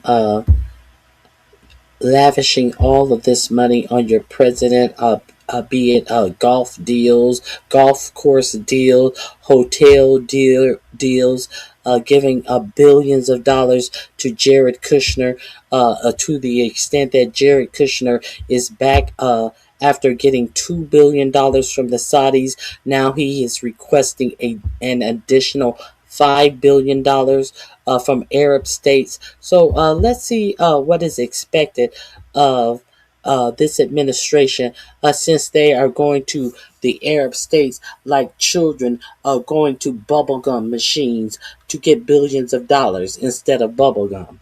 Um, Saudi Arabia Crown Prince pushing Trump to keep fighting Iran, put boots on of the ground, says a report. Now, understand that Saudi Arabia is not putting any of their boots on the ground. You know who else is encouraging Trump to put boots on the ground? The person who has us in this war itself. None other than Benjamin Netanyahu in Israel are requesting that American put boots on the ground. But they are not putting any Israeli boots on the ground. No soldier from Israel is going to come over to Iran and put any boots on the ground. They expect the Americans. See, that shows how little respect that they have for the American people, because you keep your mouth closed as your tax dollars are spent on a country that has a free college and free health care for all of their citizens, as you have none, and you continue to vote against your own interests by keep putting in people who don't give a fuck if you have education or even health insurance. And they look at you and they say, boy, those are some ignorant motherfuckers over there. And they don't even say a word when all of their money is coming over here to support us. And goddamn, we have health insurance for all our people. We have a free college for all our people. Oh, well, shit. Don't look a gift horse in his mouth. Just keep on getting that money from those stupid Americans. Trump loves the uneducated voter, and they love him back. So let's get into this. Okay, Saudi Arabia de facto leader Crown Prince Mohammed bin Salman has been using U.S. President Donald Trump to continue the war against Iran. The New York Times reports, citing people briefed by American officials. Bin Salman has spoken to Trump several times over the past week, pushing the president to keep fighting. Keep fighting until the regime in Iran is toppled, according to the report. The Saudi prince sees Iran as a long-term threat that will persist as long as the Islamic Republic exists. He also believes that Iran could continue to target Saudi Arabia and threaten shipping after the war, the newspaper says. Now, so how rational do you think that these reports about 45, 47 leaving and not worrying about opening up the Straits of Hormuz? Now,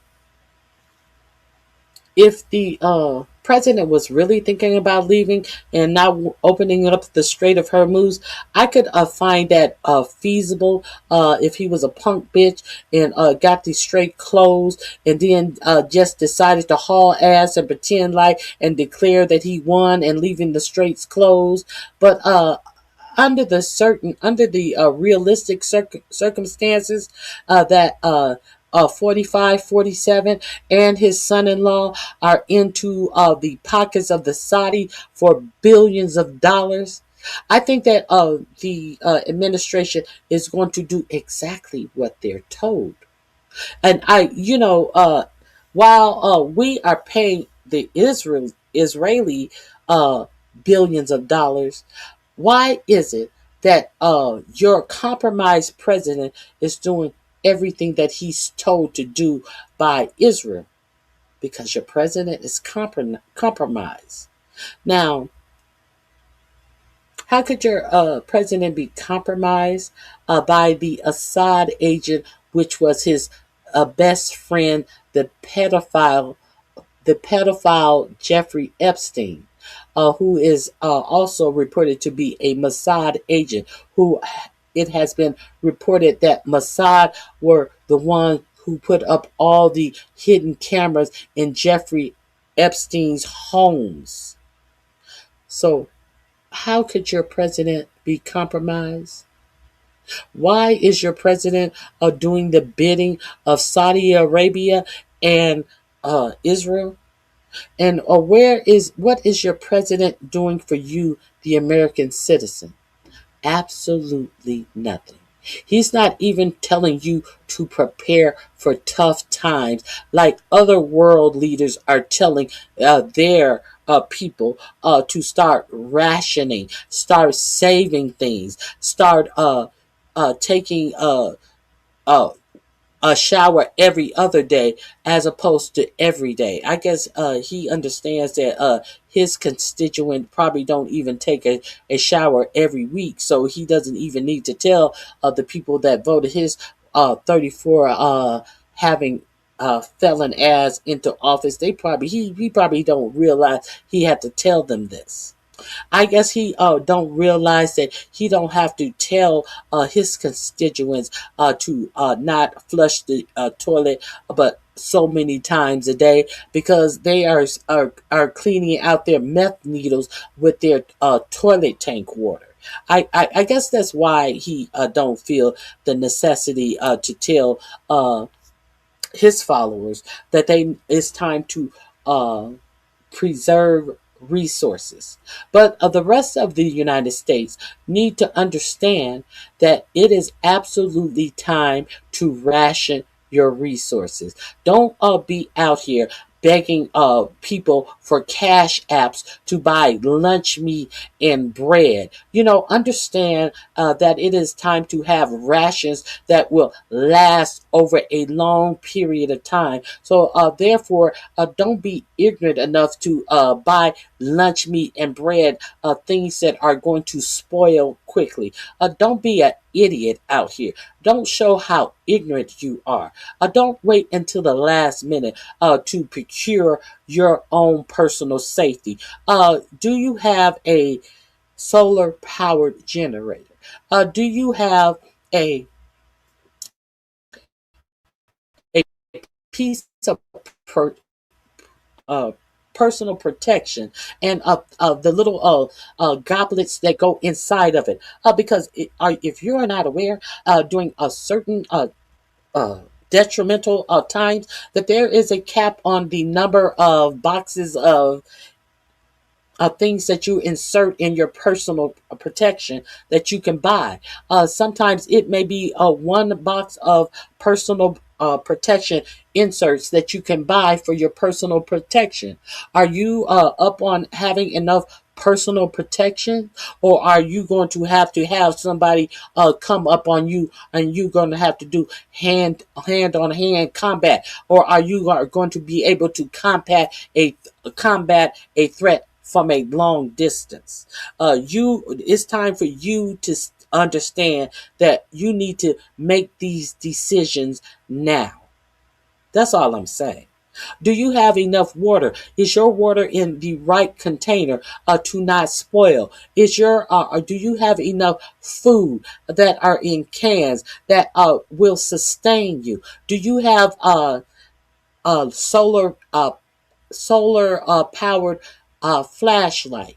Do you have things that will purify water if you run out of water? Do you have something to purify you some water? Do you have a safety kit that has everything from band-aids to tourniquets? Do you have small denominations of bills, not hundreds and things like that? Do you have some cash around just in case you will have to go out and barter for something and you won't be flashing a 50 or 100 and get knocked over your motherfucking head and robbed or your life taken for 50, 20 or $100 bill? It's about to get like that in America. It's if you didn't understand that these billionaires and your administration never has given a fuck about you since they have been in office. This is some Hunger Game type of shit that they are enjoying. That they will be sitting down in their billionaire bunkers, drinking wine, looking at their works of art, and laughing at you dumb motherfuckers. If you don't know, I'm just giving you the information. Ben Salman has spoken to Trump several times over the past week, pushing the president to keep fighting until the regime in Iran is toppled. Okay. According to the Times, Ben Salman fears failed Iranian states with the military fraction continuing to strike the kingdom. Publicly, Riyadh, which has been hit by numerous Iranian drones and missiles attacks, says it wants to see a diplomatic solution. But according to the sources, MBS wants to see U.S. strikes on Iran energy infrastructure in order to weaken the regime. He even advocated for U.S. boots on the ground in order to take control of energy sites and topple the regime, they said. Well, how come he's not putting any of the Saudi sandals on the ground? He wants to see your boots on the ground to save him and his region, but he don't want to see no fucking sandals on the ground. How come you're not fighting for yourself? Oh, because he feels that he has paid for your sons and daughters to fight for Saudi Arabia. That's why. Okay, this link is going to be in my description box under what shall I put this in? Sandals, not boots. This is will be in my description box under sandals, no boots. How about that?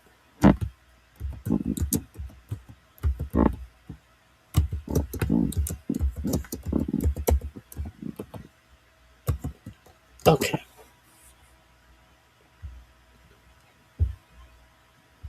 Is there anything else that there may be a couple of quick things I will share with you.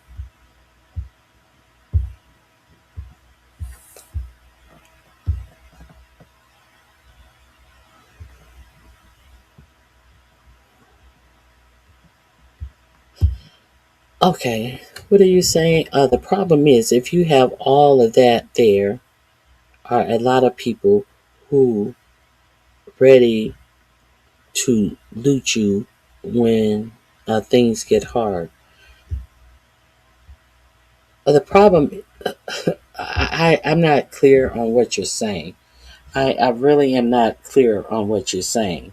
Because that is why you have to make sure that you have personal protection. So you are supposed to sit up and have nothing in fear of people are going to loot you. Is that what you're saying? You're supposed to sit up, have nothing, make no preparations for yourself, and think that you're going to go out and beg. I hear so many ignorant people talking about black people. We know how to get by. We know how to share with each other. We know how to be poor and make it by. You take your stupid ass out there and be trying to share with some of these ruthless ass, nothing ass motherfuckers who don't have it within them to preserve their own life and thinking that you gonna share with some of these ruthless motherfuckers. If they don't give a fuck about their own life, how much of a fuck you think they gonna give about yours? Is what I'm asking. So play on the ignorance. Play on the old wives' tales if you want to. Play around with your life if you want to. But that's not what I'm going to do.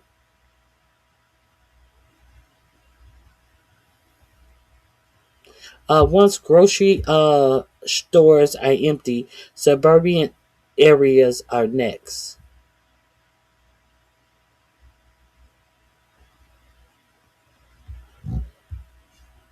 I don't understand what you're saying.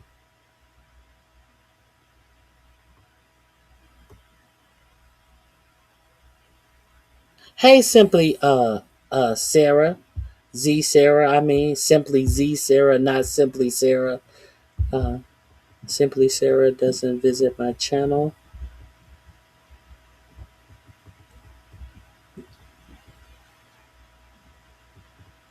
Them troops is getting sacrificed. Yeah. So I think that, let me see what I have. There may be a couple of little things that I have saved that I can share with you. Let's check it out.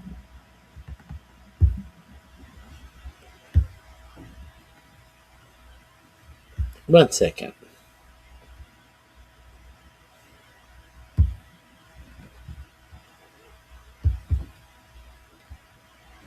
Let's check out what I have on the playlist. Oh, I definitely want to talk about the lies that you have been told about the strikes that Iran has been doing. That F-15 fighter jet and one of the three jets that allegedly were hit by friendly fire. It has been deduced that those planes were absolutely hit by Iranian missiles.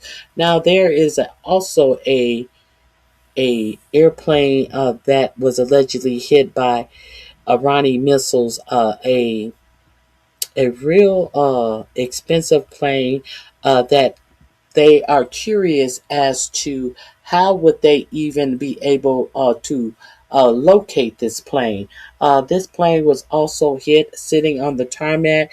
I think the plane was valued at over $3 million, and it's supposed to have had so much radar and intelligent gathering and intelligent information.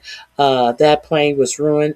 We only have about 13 of these planes left, and your military is not telling you about this. First, your military told you that it was slightly damaged, and now you find out that they have a nose cone and part of the middle part of the plane, and then they have a a a tore up tail cone, and the rest of the plane is totally burnt up and missing. So let me share this with you. What your military is not telling you about. Let me share this with you. This is from Breaking Points. Go over there and check them out. Because at that point, they're all in. This is the escalation trap, which we've tried to tell everybody ad nauseum about. Let's go ahead and put A1 up there on the screen. I don't want to understate the level of damage that we are taking here now in the Middle East. Let's start with the slideshow just to show everybody. This is a U.S. Navy, or sorry, a U.S. E-3G Sentry Airborne Early Warning and Control aircraft, which, as you guys can see right now, was basically obliterated here either by an Iranian missile or a drone. We don't know exactly what it is. It seems to have been a ballistic missile and drone attack. Now, there are only some 14 that are currently operational in the entire United States of America, like in terms of their arsenal. So this is a highly strategic, asset. It's one of those that you're supposed to keep the safest. It was also reportedly hit with multiple other refueling tankers, which is what keeps a lot of those air operations continuing over Iran. Now, the fact that this was able to take what is very obvious from the picture, a direct hit from either an Iranian missile or a drone, shows targeting capability, penetration. This is the Prince Sultan Air Base in Saudi Arabia. There were multiple U.S. service members that were hit. Let's put A2 up there on the screen. At least 12 American troops were were injured, 2 seriously. And from what I have seen from some of the intelligence analysts who are out there, is that there is basically no way you could have done this without not only up-to-date real-time targeting information, but exact coordinates to be able to hit very specifically where things are. I will also note, this shows you how unprepared the United States is for a major war. You have all of these air assets that are just sitting out there in the middle of a runway, and obviously within range of Iranian missiles and drones. Now, the theory was, oh, well, we have interceptors. And I saw somebody say this. You remember when Ukraine took out a bunch of Russian air assets in almost the exact same way? How are we not prepared for this? And it's like very obvious. For years, you and I have sat at this desk and have talked about Ukraine and Russia. And for years, I have heard the pushback from many of my friends who are, much more neocons. And they're like, well, we're not the Russians. They're idiots. They're losers. They leave their stuff out in the open just to get hit. They can't even have air superiority. They're such a joke. You're an idiot for considering them such a large military. Oh, maybe we're a little bit more like Russia than we thought, right? Yeah. Now, we're not as bad as how they've operated in Ukraine, but to take major strategic hits like this and to lose so publicly not only one of these aircraft, but also take all the refueling hits, to take the injuries, and then also to show you clearly. And also the aircraft carrier, the largest aircraft carrier, the Gerald Ford, being mutilated to the point that they had to take it out of the Middle East to be repaired. That one that they're trying to hide from you, who they are acting like they had a 30-day fire on it because of the laundry. That one. That lie. There was either a failure of interceptor or we ran out. Both are obviously, if you listen to our show on Thursday, we showed everybody the math and the numbers. We have troops that are in harm's way. And this is in potential preparation for any sort of ground invasion where you would need a massive aerial armada to be able to continue to pound things that are on the ground to make sure that the actual troops are not going to be put into harm's way. So this is a capability and a proof that they are absolutely not out of the fight in any way. Right. To be able to take out strategic assets from multiple U.S. bases. Remember, they called them uninhabitable. Now troops are working remotely. You're taking out refueling tanks. You're taking out the E3. I mean, this is a flashing red light to show how unprepared we are and the damage that we've now taken. By the way, I don't really believe that those bases are uninhabitable. I think it's just that the troops would be in danger if they're there. And so, I think they've all been damaged, right? And the Iranians have demonstrated their capacity to. Well, I definitely believe that they are uninhabitable. Now, let's get to this executive order. President Trump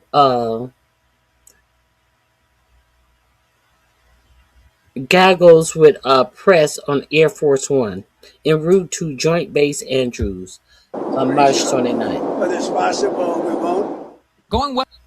Terminating is an example. So much speculation about what the true numbers are and what the true level of damage is. I just wanted to note one other thing I was trying to find it early in the show when we're talking about Trump's market manipulation here with this new Truth Social, and how Golliboff is the guy that's been floated as, he's the new hot ticket in terms of some moderate leadership that we're going to be able to do a deal with. Golliboff literally yesterday tweeted, "Heads up, pre-market so-called news or quote unquote truth is often just a setup for profit taking. Basically, it's a reverse indicator. Do the opposite. If they pump it, short it. If they dump it, go long. See something tomorrow, ? You know the drill." So getting out ahead. So Golliboff is the one that they finally revealed his name. I showed you that earlier in the show.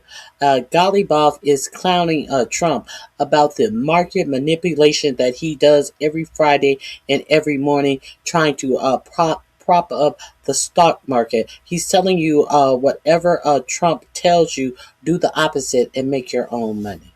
Let's continue.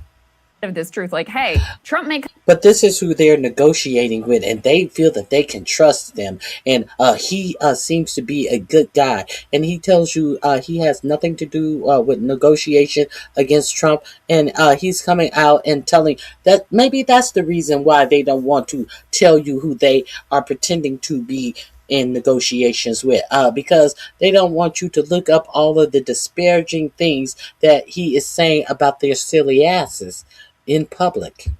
Come out and say some shit tomorrow morning, but I would not listen to the words that he's saying. And this is the guy that supposedly they're, we find him more, we can do the deal with him, and he's gonna give over the oil. He's gonna be the one that just opens the Strait of Hormuz and lets us do whatever we want. And to your point, this is how Trump is trying to present it. Let's put A3. This is him talking to reporters last night aboard Air Force One. Let's take a listen. We're doing extremely well in that negotiation, but you never know with Iran because we negotiate with them and then we always have to blow them up, whether it's the B-2 bombers or just terminating, as an example, the Iran nuclear deal done by Barack Hussein Obama, probably the worst deal we've ever done as a country, one of the dumbest deals we've ever done. But I terminated it, unfortunately, otherwise right now they'd have a nuclear weapon. And we did the attack. He terminated, and thus we are today. He terminated the nuclear deal where inspectors were going in, and there were no proliferation of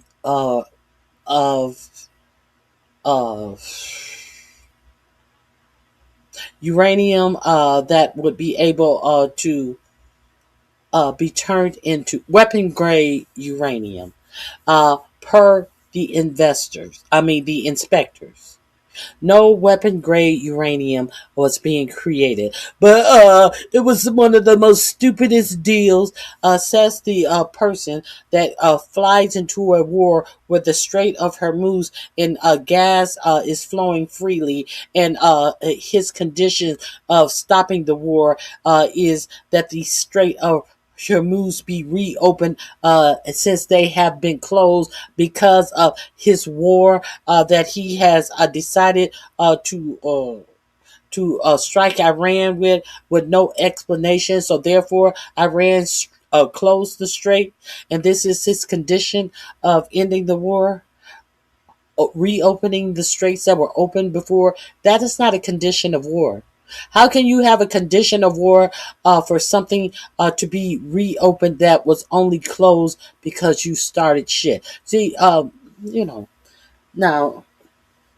the fight ain't over because you get tired. You want to be a bully, you want to go in and you want to hit somebody, and then your arms get tired from fighting. No, bitch. Just because your arms are tired, that don't mean the fight is over. The fight is not over until the other person is also tired of fighting. Iran is not tired of fighting. So you shouldn't have took your ass in there under the instructions of Netanyahu and Masama and MBS. You shouldn't have took your ass in there. So now you're going to have to endure the fight. No, unfortunately, our American forces are going to have to endure the fight. You're going to have to blow them up. I can. Okay, let's continue. The B-2 bombers, and we stopped them from having nuclear. And now we had to blow them up again. And we will. We did all of that. We blew them up, and we stopped them from having nuclear. And then now we had to blow them up again. You notice he gives no reason. He did all of that in the first blowing up, and now we had to blow them up again with no reason given for the blow them up again. Let's hear that again. Ahead of this truth, like, hey, Trump may come out and say some shit tomorrow morning, but I would not listen to the words that he's saying. And this is the guy that supposedly they're, we find him more, we can do the deal with him, and he's gonna do whatever. Last night aboard Air Force One. With Iran because we negotiate with them and then we always have to blow them up, whether it's the B-2 bombers or just terminating, as an example, the Iran nuclear deal done by Barack Hussein Obama, probably the worst deal we've ever done as a country, one of the dumbest deals we've ever done. But I terminated it, unfortunately, otherwise right now they'd have a nuclear weapon. And we did the attack with the B-2 bombers, and we stopped them from having nuclear. and now we had to blow them up again. And we will probably, I think we'll make a deal with them, pretty sure. But it's possible. Now we have to blow them up again, and I think we'll make a deal with them. Uh, just a whole motherfucking nutcase. And we are going to suffer with the ramifications behind this war for many, many years, as there are no jobs being created in the United States, as tax breaks are being given to oligarchs and billionaires to actually create devices and ways to actually take American jobs from American workers, as the Congress look. Republicans in the Congress look to taking away more Medicaid to help pay for this war. They don't want you to thrive. They want you to die. We won't. Going well, but you never know, because we negotiate with them, we have to blow them up. Maybe that's why they don't want to negotiate with you. You might have thought of that before you got into a war like this and you bombed them twice under the cover of diplomacy. By the way, meanwhile... Okay, I think that's all. Let me see what this is. Let me see what this is. I apologize. Into a little bit of their reporting. There were at least 2 strikes on Lamed, a town in the south of Iran. One was on a residential street, which is where we can see the missile. Another strike hit a community sports hall. Now, this is where they're talking about, the school strike that happened the first day of this war that HEXF is supposed to be investigating. Now they're talking about a never before used missile that was also used to strike a school. So now they always use the excuse of they didn't know. This was a precision. You know what precision means? That it is supposed to be precise in what it is striking. So they used this new missile and they struck another school and a children's sports arena. Let's go. Into a little bit of their reporting. There were at least 2 strikes on Lamed, a town in the south of Iran. One was on a residential street, which is where we can see the missile. Another strike hit a community sports hall, where state media report children were playing volleyball. Its intended target may have been an Iranian military base next door, but it appears undamaged in satellite imagery. According to multiple Iranian state media outlets, 4 children were among those killed that day, including 12-year-old El Hamzairi, an avid volleyball player. The youngest victim was reportedly 2 years old. Footage we verified of the aftermath of the sports hall strike shows the entire side of the building blackened. Damage can also be seen on the roof, with blast fragments in the surrounding area. According to experts, the weapon most likely used on the residential street was a US precision strike missile. It's also known as a PRISM. It can reach targets of up to 500 kilometers away. This war marks what's believed to be the first time this weapon has been used by the US military. That's according to the Department of Defense. We asked the US why it used a PRISM in a civilian area, but they declined to comment. America's most senior officer praised his troops' use of the system on the 13th of March. In just the first 13 days of this operation, our artillery forces have made history. They fired the first precision strike missiles ever used in combat. So more children here killed by our missiles. This one, apparently, this new fancy high-tech missile in its debut. And there you have Dan. What is his name? What do they call him? Raising Cain out there talking about we use a precision missile, but he didn't tell you that they killed children with this. We made history. That wasn't history. That wasn't the first time you actually committed a war crime by killing children. You made history of the first day that you made the strike. But y'all think that we forget that you're supposed to be investigating exactly who struck the school. After you guys said that Iran struck their own school, and all of these lies that you told about who killed these 168. No, you are not making any breaking news by just killing 4 children. You are just committing war crimes all willy-nilly. Raising Cain. murdered some children while they were playing sports. At the same time, Sagar, we're getting, let's put A7 up on the screen. We're getting more reporting about, there was all sorts of happy talk about, oh, Iran's missile arsenal is being destroyed and their launcher capacity is being decimated. Well, now we got this information. U.S. intelligence has determined just 33%, roughly, of Iran's missile arsenal has been destroyed as the Iran war nears its 1 month mark. This is per Reuters. Details include the intelligence assessment shows Iran still has significant missile inventory. I think we're seeing that every day. The status of around another third is less clear, but bombings likely damaged, destroyed, or buried those missiles in underground tunnels and bunkers. Sources say U.S. intelligence was similar for Iran's drone capability as well. Obviously, that's highly significant. And Iran is expected to recover some buried or damaged missiles once fighting stops. Tomorrow is the 1 month mark of the war. So all that happy talk about how, don't worry, our interceptor stockpile is going to outlast them. We're destroying them. Trump said that they've been, obliterated. He won. Victory is ours, blah, blah, blah. They still have 2/3 of their missile arsenal. Okay, so all of this, they have nothing else to fight us with. They're losing ground. All of that is hockey pock and bullshit. And you are seeing more and more of it. That link is in my description box. It is under the title Damage, because it is letting you know the type of damage that is going on.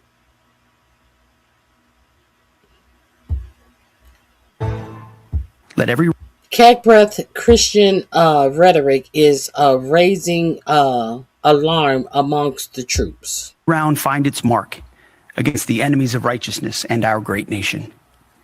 Give them wisdom in every decision, endurance for the trial ahead, unbreakable unity, and overwhelming violence of action against those who deserve no mercy.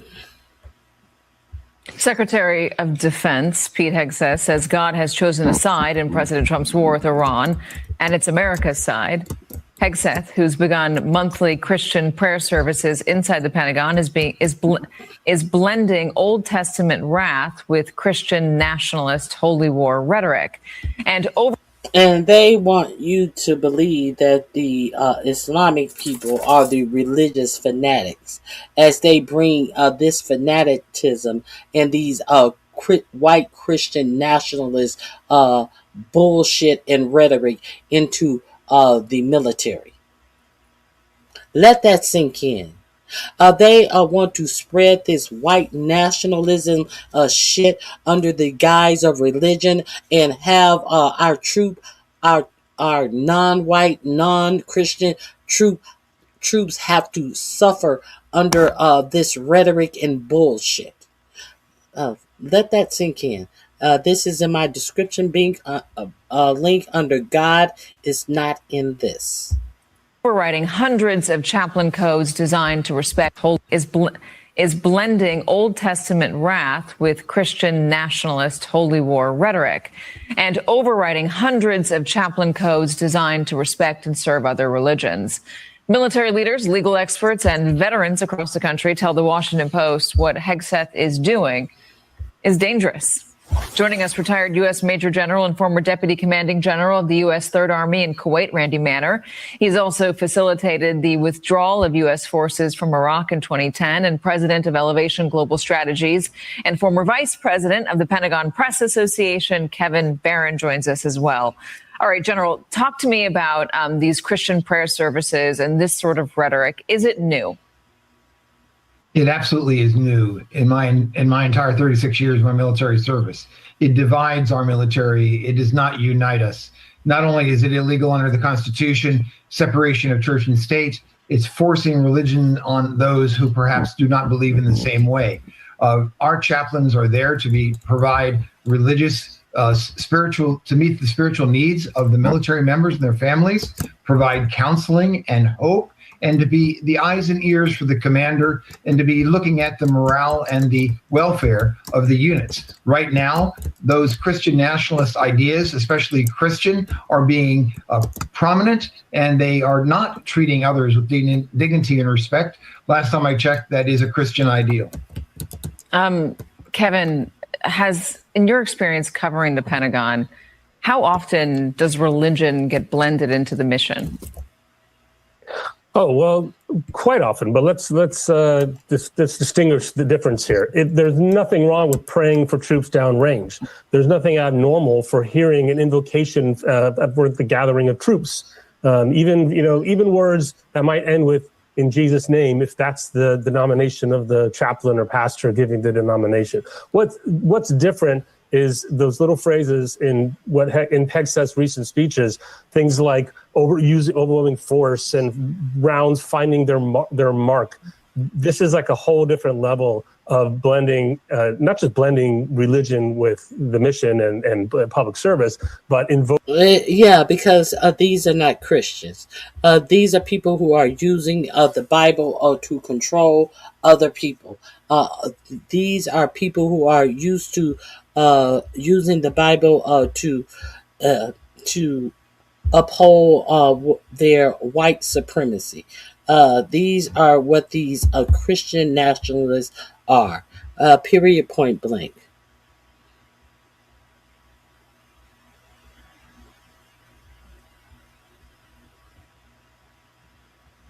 Let me see if there's anything else. Now, I was going to talk about this yesterday, how the IDF captured a CNN crew. The CNN crew was on the West Bank, where they have routinely been going into the West Bank and setting houses on fire, chasing these people out of their homes, and come to find out that their security forces for doing this. These are rogue groups of people who are killing these West Bank people, not the settlers. They are killing the Palestinians, and then they are taking over their homes, and they're calling themselves settlers. So how are they allowed to do this? Because the IDF are being their personal secure forces. So CNN was over there watching one of the settlers invade a house, and then the IDF came up on CBN and started snatching cameras and telling them to sit down, and putting one of the cameramen in a chokehold. And they held them for over 2 hours. And then when they realized that they couldn't just erase the evidence off of their cameras, because obviously it was on the cloud, they came out and apologized and said that they were going to put the officers who did this off duty or some weak ass bullshit. But before they were able to do any of this, one of the IDF soldiers told them the truth. They said, why are you helping these people? This is settler land. And the IDF soldier said, this is settler land now, but soon it will be all Israeli land, or something to that effect, letting him know that this is why we're here. We're here to take over this Palestinian land, and we are doing it with IDF protection.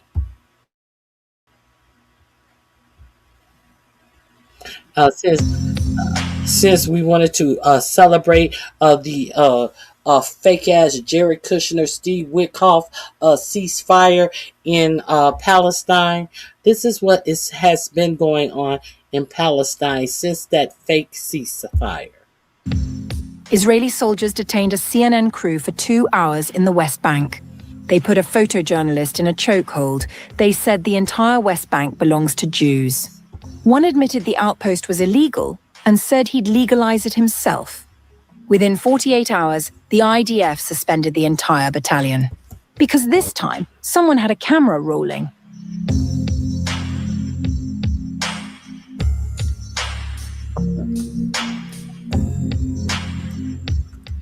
It lasted 2 hours. But what those 2 hours revealed has shaken the Israeli military to act faster than it almost ever has. On March 26th, CNN correspondent Jeremy Diamond and his team were in the Palestinian village of Taysir, in the occupied West Bank, covering the aftermath of a settler attack. Israeli soldiers arrived, detained the crew, and one soldier placed CNN photojournalist Cyril Theophilos in a chokehold, dragging him to the ground and damaging his camera. It did not end there. Several soldiers told the crew on camera that the entire West Bank belongs to Jews. Others said they were carrying out revenge for the death of 18-year-old Israeli settler Yehuda Sherman, killed in a suspected ramming attack near Nablus days earlier. One soldier, identified only as Meir, acknowledged the outpost in Taysir was illegal, but said it would slowly be legalized with his help. The 2 hours we spent detained laid bare the settler ideology motivating many of the soldiers who operate in the occupied West Bank, and the ways in which soldiers frequently act in service of the settler movement. The report aired, and within 48 hours, IDF Chief of Staff Eyal Zamir had suspended the entire battalion responsible. The Netzer Israel Battalion, a reserve unit drawing heavily from the ultra-Orthodox Netzer Yehuda Battalion, and known to have attracted members of radical right-wing settler groups, was pulled from the West Bank immediately and reassigned to training until further notice. Zamir's statement left little room for interpretation. Weapons are to be used solely for the purpose of carrying out the mission, and never for revenge. We will not accept such incidents within the ranks of the IDF. The IDF called the incident a serious ethical and professional failure. Military police have been ordered to investigate the assault on the CNN photojournalist. Additional disciplinary measures against individual soldiers are expected. Not everyone welcomed the decision. Far-right National Security Minister Itamar Ben-Gvir called the suspension a grave mistake that harms Israel's deterrence capability.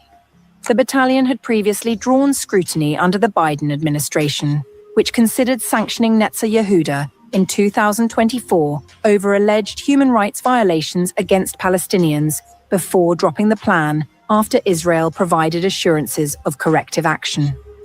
Rising settler... So much for those Israeli corrective actions. Violence in the West Bank is reported daily but rarely prosecuted. In recent months, repeated attacks from illegal outposts have driven dozens of Palestinian families from the northern Jordan Valley, the same area where the CNN crew was detained. This time, someone had a camera rolling.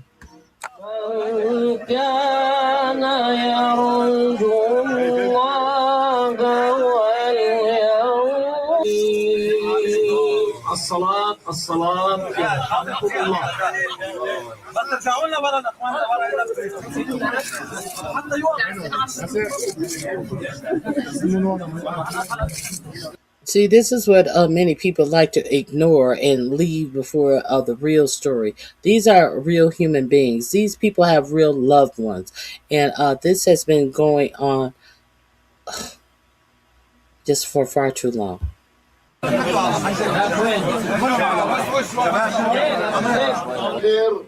اللهم عرف بينهم وبين محمد وترحمنا وتحنن على إبراهيم وآل إبراهيم. هيهات من نبذ الله، هيهات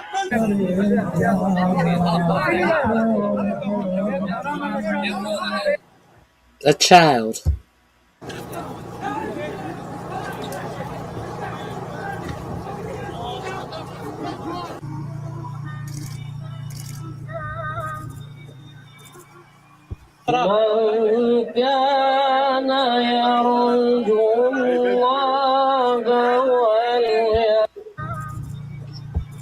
Okay, let me see what else I want to share with you. This is in the description box under the title IGF detained CNN. Okay, let me share. Make sure there's something else. I may have pulled it aside, but I may not share with you. UN prepares for nuclear war. This is the article that I had held, but I went back for it and I didn't see it. All right, welcome to the show, y'all. Video that I just. Who All right, else? y'all. I am concerned. Who else but Kyle Kalinske can I give this to you to let you understand what a person in the UN who has resigned from their position in the UN because they were restricted from giving warnings about what appears to be a potential nuclear strikes in Iran. This country deeper and deeper into. This will be in my description box under nukes. Navel gazing, self-aggrandizing, narcissistic horse shit you can do, as every decision you're making is plunging this country deeper and deeper into a new crisis. And this is what you're focused on? And if you look, you have the White House over here, you have this, and that's a duplicate of the wall. So it pays total homage to the White House, which is, I think, very important. By the way, he goes on to say, oh, we're building a massive complex underneath the ballroom, a massive complex. Okay, so he's basically admitting that one of the so-called conspiracy theories about this ballroom is true, that they want to update their nuclear bunker and make it much more complex, and much deeper and much more new. They're doing that, and he just let the cat out of the bag and admitted it, when that was definitely one of the things that he was supposed to keep quiet. One of the things that also you should know about him being on this airplane, showing pictures of this ballroom, is because New York Times had a architect look at the renderings, and the architect absolutely said how ridiculous this building and how this building was set up was so wrong and impractical. They pointed to the grand staircase that led to a lawn that had absolutely zero sidewalks that led up to the grand staircase, so anybody could climb the stairs. They would have to walk through grass to get to. There no sidewalks nowhere connecting you to the grand staircase that did not even go to the entrance of the ballroom, because the entrance of the ballroom was on the side of the building. And then so Trump is giving you, now they have taken the steps out of the front of the building. They just had stairs there just to appear grand, so you had to walk over to the side door, like somebody leaving the porch light on and then leaving a path of pebbles so you can find your way to the back door at your grand house. A whole bunch of bullshit. And he was so affected by the factual common sense of how this grand ballroom was grand for no reason and disconnected and didn't make physical sense and was not worked up obviously by any professional that know how people actually use grand ballrooms. So he had to get on the plane and make sure, and this is how this is, and and they took this staircase and look at this. Yeah, they took it out because the New York Times said how stupid it was to have stairs that went up to a non-entrance of the building.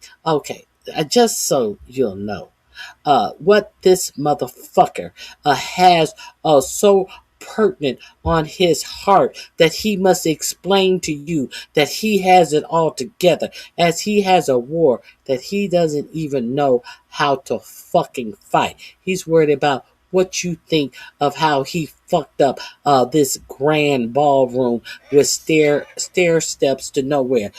Everything about this administration is stair steps to nowhere.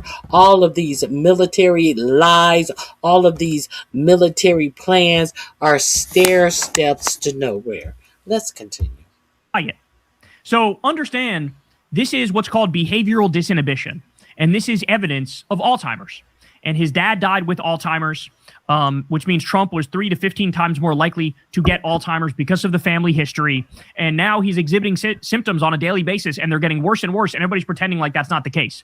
So he lets the cat out of the bag and admits, oh yeah, I'm building a bunker that I'm going to hide in, which also not the greatest sign during this massive illegal war where, people are concerned of nuclear weapons being used. And he's like, I'm building this bunker. I'm building a new bunker that I can go in that you can't go in, but I can go in when I destroy everything. All right, well, we're just getting started, though, because now we also have this one. So, again, on the same flight, listen to what he says about Democrats. They should terminate the filibuster, and they should vote. That's what I think. Look, I think the Senate is playing it too soft. This call today about hospitals. We get news every single day. We're targeting power plants in Iran. We keep bombing schools in Iran. We keep bombing hospitals.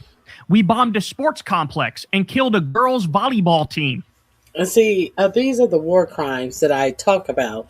And you never hear any representative from the military that says, oh, oops, we apologize, we made a mistake.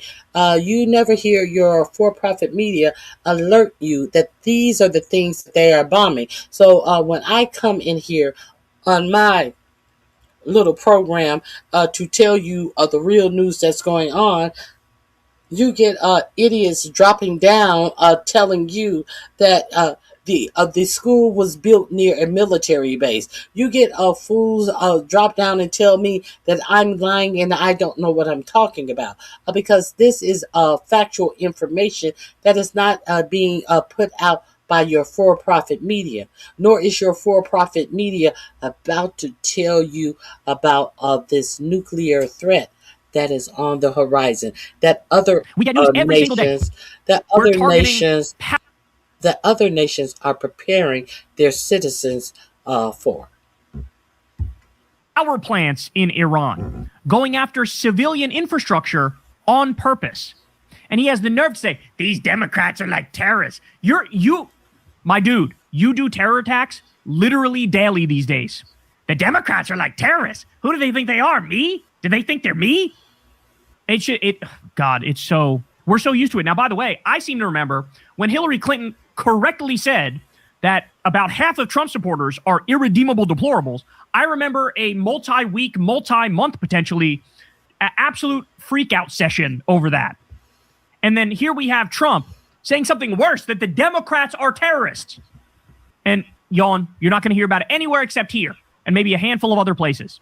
Got more, though. So he gave a speech as well the other day, and don't tell me he's doing well. First of all, his skin is this freakish color that does not exist in nature. Second of all, he's so weirdly sweaty. Third of all, he's got these strange bumps on his face. He doesn't look like a human, and he's out there saying shit like this. Stopping wars it's the best. I think I do it the best. I stop wars that nobody thought. President Putin called me. He said, I can't believe you stopped this one and this one, which are impossible. Azerbaijan, it was an impossible war to stop. We stopped it. I don't even know what to say. The actual number of wars he stopped, and I'm not kidding about this, is 0. 0! And he goes, I stopped 8 wars. As he's starting a new war seemingly every week, he goes, why don't you guys give me credit for stopping wars that I'm not stopping?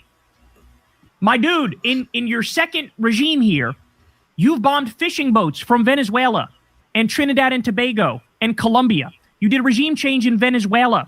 You bombed Yemen, Somalia, Nigeria, and Iran. In fact, you just added Ecuador to that list, bro. Trump is bombing so many countries, sometimes I forget that he's bombing Ecuador. You'll miss a country or two because you're like, I can't fucking keep up.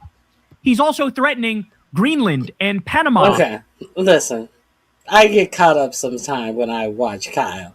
I didn't want to show all of this, but all of this is just shit that you do not hear in your for-profit media. Let me get to the nuclear and how UN people are quitting their jobs at the UN. I'm going to drop the link in my description box. It is in the description box under nukes, and I will also drop it in the chat. Go over there to Secular Talk and enjoy the reporting of Kyle Kalinske. His wife is the co-host of Breaking Point, Crystal Ball, that I just showed you. Is this, where is it? Let me see.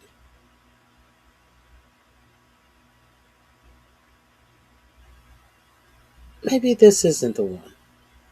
I hope this is the one. I think this is the one. Let me see. Again, if this were to actually go to court, right? If the Democrats were to actually try to impeach the most obvious criminal, fucking impeach him, remove him, arrest him. What are we waiting on? This is so fucking crazy. What a fake system we have here. What a joke. Checks and balances might. I concur. There should not even be, this shit should already be on the floor for votes. And nobody has put forth any serious articles of impeachment. There has been no talk. The Democrats are way too quiet, and that's why anybody who has their mouth shut needs to be voted out of office, because this is disgusting what is going on and the ramifications that it is going to have for everyday people who are not getting free money from Israel and their lobbyists. AIPAC. Ass cheeks. And then finally, I'll go to this one. Trump did an interview with Fox News, and he was talking to Dana Perino here, who's like Where is something special. So stop with this disease is another symptom of this is repetition and fixation. So you got a lot of losers, mostly losers, fortunately. Ask me anything you want. You can ask me about sex. What we're witnessing. Next, again, further evidence of behavioral disinhibition. He's talking about Alzheimer's. Here's another behavioral Obviously, this isn't the one that I wanted. I apologize.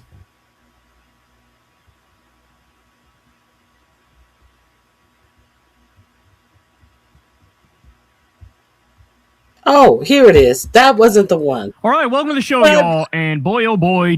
I apologize. This is the one that I wanted to show. I was like, why is he not talking about anything that I am talking about the someone retiring from the UN to be able to warn the alarm about nukes possibly being used in this war. This is in my description box under nuke. That first one that I played, if you want to enjoy yourself, it is in the description box under nukes already as well. We have a lot to get to. So in just a second, I'm not kidding when I say this, even though it sounds like a nightmare. The UN is officially preparing for a nuclear exchange, for nuclear war. That's how devastating this is. In fact, we have people resigning from the UN to sound the alarm and basically be a whistleblower and say, this is how uncharted this territory is that we're currently in. So we'll talk about that. We also have Trump is now saying the quiet part out loud yet again. He's openly saying and admitting that his goal here is to steal Iran's oil in the same way he's stealing Venezuela's oil. We have certain parts of a desalination plant being hit already. You guys know that this can eventually get to the point where all the desalination plants are hit and the Middle East becomes uninhabitable. So, again, to say that this is a dire warning or a dire situation is the understatement of the century. I also have just countless examples of Trump's brain is officially degrading into rotten mush right in front of our eyes. We have a desperate Joe Rogan panicking and trying to distance himself from MAGA and throwing spirals into the Greater Depression, which we're on the brink of at the moment. Okay. And so Trump is just day after day manipulating the market. Now, sometimes he manipulates it just so that him and Kushner and Witkoff and his idiot sons can basically profit off of it and make millions of dollars off of pain and suffering. And sometimes he's manipulating it just to try to stave off a massive crash. And so he came out at the beginning of this week and he said the following: the United States of America is in serious discussions with a new and more reasonable regime to end our military operations in Iran. Great progress has been made, but for any reason a deal is not shortly reached, which it probably will be, and if the Hormuz Strait is not immediately open for business, we will conclude our lovely stay in Iran by blowing up and completely obliterating all of their electric generating plants, oil wells, and Karg Island, and possibly all desalination plants. So just openly saying, I'm the war criminal man and I'm going to commit endless war crimes, just so all of you know. He says, which we have purposely not yet touched. This will be in retribution for our many soldiers and others that Iran has butchered and killed over the old regime's 47-year reign of terror. Thank you for your attention to this matter. So, as predicted, he did the thing. He came out and said, everything's actually going great to calm the markets. Well, guess what? It's not working like it used to because people caught on to the game that every Monday he says everything's great. Then every Friday when the market shuts, he basically starts bombing everything in sight and committing war crime. Okay, let me get to the portion that I wanted to get to. I apologize. Iran has no real defense there. Quote, I don't think they have any defense. We could take it very easily. He acknowledges it would require occupation. Quote, it would also mean we had to be there for a while. Gets at this on Sunday night or Monday situation. So take a look at this. The S&P 500 has now erased wheel base in Saudi Arabia, injuring 10 U.S. service members and damaging here massive and which is World War III. He's been golfing nonstop in Mar-a-Lago and basically hiding down in South Florida. I mean, you literally can't make this stuff up. He spent $100 million so far this second term golfing. And by Spence lie about it after the fact. That's a super important point. So look at this. New image reportedly showing the USAF E-3 Sentry destroyed in an Iranian attack at Prince Sultan Air Base on Friday. Okay? For fact that this is point, and they overstate numbers as gravity of the situation as the UN is preparing for possible nuclear weapon use in Iran. Okay, here we go. So Mohammed Saf, the Iranian government has a much better track record of telling the truth than the U.S. government at this point. So Mohammed Safa says the following. Previously with the UN, he says, I don't think people understand the gravity of the situation as the UN is preparing for possible nuclear weapon use in Iran. This is a picture of Tehran for you uneducated, untraveled, never served war hawks licking your chops at the thought of bombing it. It's not some low population desert. There are families, children, family pets, regular working class people with dreams. You're sick to want war. Tehran is a city of nearly 10 million people. Imagine nuking Washington, Berlin, Paris, London, or beyond, bombed with nuclear weapons. I gave up my diplomatic career to leak this information. He gave up his career to say, they're prepping for nuclear war, not telling anybody about it. I suspended my duties so as to not be part of or witness to this crime against humanity in an attempt to prevent a nuclear winter before it's too late. Yesterday, nearly 10 million people protested No Kings in the United States. The possibility of the use of nuclear weapons must be taken very seriously. It's dangerous. Act now. Spread this message worldwide. Take to the streets. Protest for our humanity and future. Only the people can stop it. History will remember. And this is what I keep telling you. Trump is going to order this ground invasion. It's going to be an absolute catastrophe. You're going to have countless dead American soldiers. Then to try to save face, he's going to say, nuke them. That's what's going to happen. And everybody's acting like this is not the juncture that we're at. It is. It absolutely is. And now you have people who were employed by the UN going, hey, by the way, here's what's in the works. And everybody's just acting like it's a normal day, like it's a normal time. And by the way, look, yes, this is a picture of Tehran. Look at what Tehran looks like. They're considering nuking this. I told you in the first term, Trump considered nuking hurricanes because he thought maybe it'll stop them in their tracks. And he had to get talked out of it by the...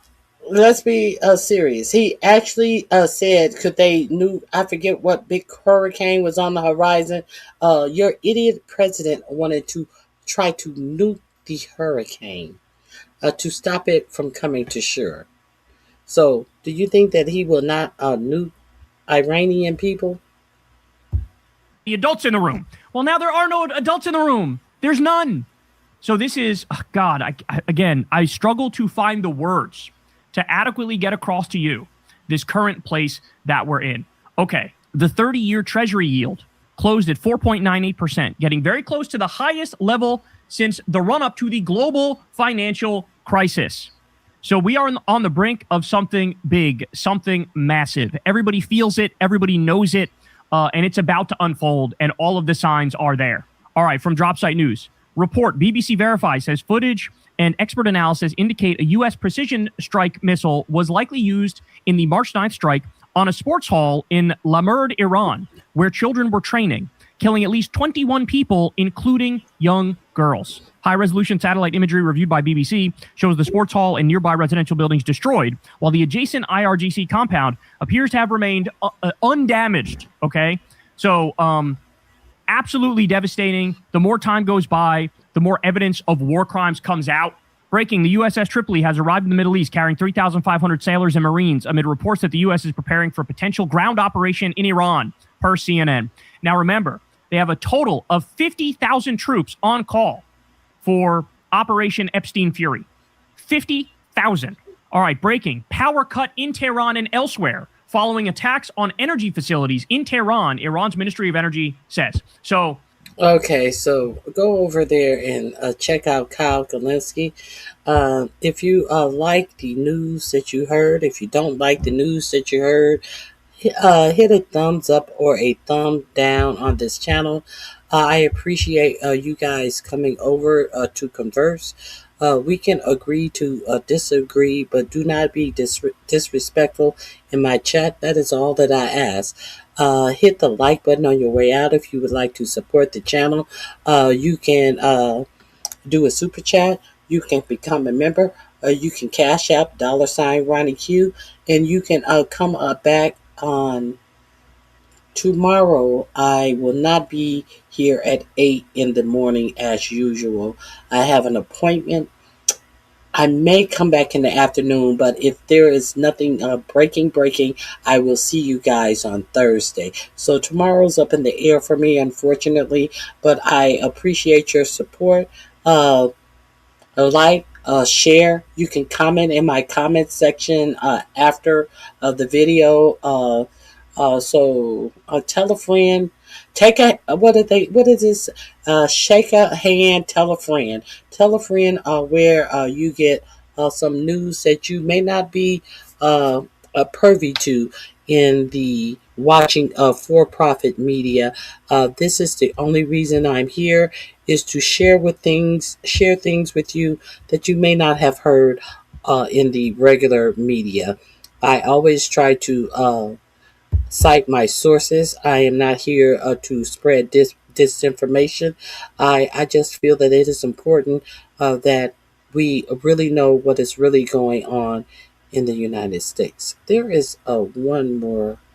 I've been talking about how people in other countries have been told that they have to do rationings. I want to tell you exactly where I am getting that from before I leave, because I think that it is important to know that we need to act seriously in the position that we find ourselves in the world, and stop taking everything so lightly. We are in serious times right now.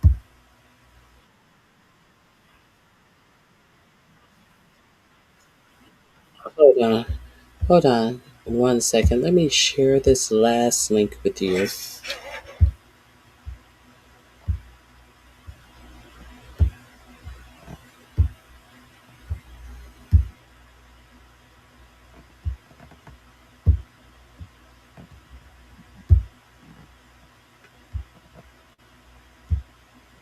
They're saying fully loaded at time of attack. I want to give you an update of what's going on. And first, there was an oil tanker, I guess, was attacked. They're saying fully loaded at time of attack. And I'm sure you guys understand that the severity of this. This is at port in Dubai. We just received statement from the Kuwaiti Petroleum Corporation saying that the giant crude oil tanker Al Salmi was subjected to an Iranian attack while it was in Dubai port. They are saying the tanker was fully loaded at the time of the incident and that the attack resulted in material damage to the ship's hull. A fire broke out on board following the attack with possible oil leakage into the surrounding waters. And this is just one of many things that are going on. I'm trying to give you an update on everything, but it's hard. There's just so much chaos. And I also want to talk with you guys about this stuff like just normal people. I don't want to see this stuff continue, but it's like, when is this going to end? The markets are now just opening up here in Asia. It says Asia Pacific markets fall as Iran war keeps investors jittery. Oil extends gains, right? So oil's up, markets are down. And again, our markets just opened up about a few minutes ago here in Asia. Brent crude, I was just checking, I think it's like 115 at the moment, is ticking up though. And then WTI is above 100. First time since 2022. And then you tune over to sort of what's going on with the war. It says massive explosion seen tonight in central Iranian city of Isfahan, following airstrikes by Israel and or the United States. So you don't know exactly who's attacking, but you do know that Iran's getting hit, and you can just see right there. And it's just the endless cycle of violence, as you guys know. And we got to put a stop to this insanity. The damage is affecting so many people's lives. I'll just put it in that way. And this is coming out today from the Financial Times. Pete Hegseth broker looked to buy defense fund before Iran attack. So basically, they were looking to profit off this stuff because, like, now I need to let you know that this man is originally from somewhere in the Portland, Oregon area. He lives in Korea now. Now, this embarrassment of Pete Hegseth trying to profit over the war is embarrassing Americans across the globe, is my point. Obviously, if you are on the inside, literally, if you're Hegseth, then you're looking to, raise money for whatever, get government contracts to whoever, right? You got the inside track of this stuff. In my opinion, all this stuff should be illegal. I think it should be obvious. But this is who these people are. This is all you need to know. And even Eric Trump, like, it's all public, this stuff. Eric Trump, Palm Beach International Airport is now officially, quote, President Donald J. Trump International Airport. So while there's a war going on and it's just bombing and oil tankers on fire, we're naming airports after Trump. That's what they're talking about. Or this is Eric also is talking about, he's got some sort of library thing. First look, the Donald J. Trump Presidential Library is officially here. Over the past 6 months, I've poured my heart and soul into this project with my incredible team at Trump. Library. Seriously, that's what they're talking about. Like, library. Hank says, like, hey, I need the profile of this stuff. I got to call my broker. Hurry, right? And then Eric's talking about airports and Trump libraries. And if you want to go through this whole thing, you can, but it's ridiculous as it sounds, right? Trump library and plane in the building. That's a library from the administration that is taking books out of libraries. That is, are they going to have little plastic envelopes in the library so his brother Don Jr. will visit the library? What could possibly, how many books could they possibly put in this library? I'm very curious as they are taking books out of libraries. Oh God, these people have no self-reflection, no common decency. The building, great. I will say this though, guys, and I always want to show you this stuff. MAGA people are calling this stuff out. This is actually MAGA person, and they're watching soldiers march here, and it says, "What the F are we doing? My son will never die for a foreign country. I voted for you 3 times." So this is a Trumper, right? Voted for Trump 3 times, took abuse and fought for you, and this is what you do. You do the exact opposite of what you railed against for over a decade. So this shows, I guess, soldiers going off to war, basically, is what this stuff is. And there's been a lot of footage of this stuff lately I was noticing online, of be it either planes or cargo ships or just people marching, going off to war. This is another MAGA person, and this person here, I think, represents what a lot of MAGA people are going to end up doing, is basically just walking away from the stuff entirely. So I don't think necessarily they're going to vote blue, but I think they're just not going to show up ever again. I think that's my opinion. And listen to what he says. So this person's like, this is Doc House Forever. He says, voting doesn't matter. This is his opinion. I want to make sure it's clear. This is his opinion. Voting doesn't matter. And I knew that prior to 2016, but I decided to take a chance on Donald Trump because he seemed like he was different. And here we are, 2 election cycles later. I voted for him 3 times, 2016, 2020, 2024. And I realized, yeah, it was all BS. Albert Pike effing said, that when the people want a hero, we shall give them one. So the world was like, oh yeah, give us Donald Trump. The people give us Donald Trump. We want Trump, right? He's going to save us. He's going to change everything. No, the F, he isn't. He's part of the same class, the same type of satanic effing lunatics that rule the world. It's all effing show. That's all it is. Voting doesn't matter, etc. So that's this guy's point of view. So I disagree with him. I think voting does matter. I mean, clearly voting has consequences, right? And the problem is there's a large segment of the population, I'm sure you know, but I'm just showing you who they are, that it's just a rally. They're desperate, they have no hope, and they're easily fooled by con artists, right? And then for these kind of people, this is just USA how it is. They'll look at someone else and be like, man, that other person, they just don't look the right way. I need to find someone that just looks the right way, right? That looks like me or looks like Donald Trump. They got to look the right way. If you don't understand what I'm talking about, these people just want white dudes, okay?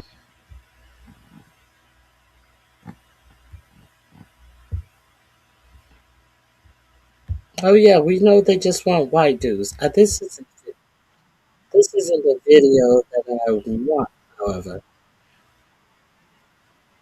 Let me Okay. I make it really, really clear if you don't understand. And it's hard because, like, how do you remedy this kind of stuff? It's the most frustrating thing. And it's rampant on YouTube as well. There's some people that see my channel, it's like, Chris just doesn't look the right way. I could never listen to a guy who doesn't, look the way I need him to look, And that's who these people are. It's sick, they're it's racist. wrong, but They're racist. Period. They're racist, and they're trying to spread their racism and white nationalism under the guise of Christianity by calling it Christian nationalism. It's a bunch of bullshit. It's a bunch of racist ass bullshit. Now I think this is the one. Let me see. wrong, but it is what it is. However, at least they're waking up to realize I'm just not going to protect back. And I'm sure you guys understand that the severity of this attack while it was in the waters. And it's like, when is this going to end? 100. First time since 2022. And then you tune over to... I want to hear about...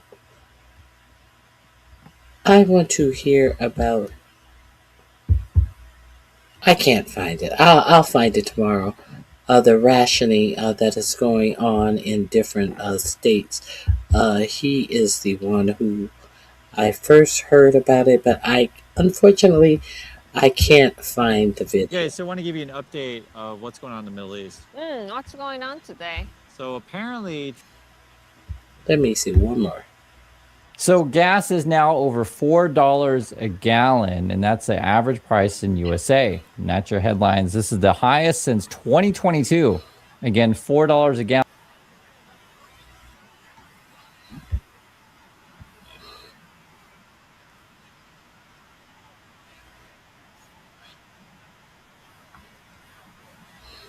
I guess yesterday, March 30th, was $3.99. So gas is now over $4 a gallon, and that's the average price in USA. And that's your headlines. This is the highest since 2022. Again, $4 a gallon, and it's all basically Trump's Iran war. That's what we're talking about today. And let me show you guys the map. I also want to hear from you what you're paying. Does this sound right? And again, our average is $4.02. So I guess yesterday, March 30th, was $3.99. Today, March 31st, is $4.02. That is your average price. Now, it depends what state you're in, okay? So the West Coast seems to have it the worst. Let's see, I'm kind of curious myself. So Arizona is $6 diesel. California, $7.46 diesel. Dang. Regular gas, $5.89 in California. So I wonder if California's the highest. Probably is. Arizona, $4.68. Regular for Nevada, $4.93. Oregon, $4.93. Washington, $5.33. Yeah, so California is probably the highest in the country. And it may depend on which city you're in, be it like in LA or San Francisco. Please let us know what you guys are paying over there. But for $4, you guys are probably like, where'd you get $4? that's a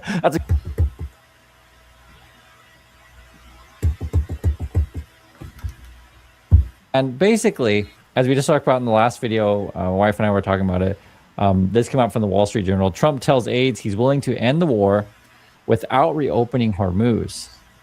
And this is interesting because you're going to get a conflicting message on this. So one, he has bombing, like this massive bomb just yesterday, basically. And then you get this, right? So Trump's being pulled in different directions. Gulf allies privately make the case to Trump to keep fighting until Iran is decisively defeated. And so this is where you're going to really see Trump's true colors here, right? Which handler is he going to listen to the most? Because he does get different donations from different countries and such like that. So it's not necessarily just one country that he's working for. It could be any number. Maybe like one comes up and is like, hey, Trump, I got this new gold, plane, new statue.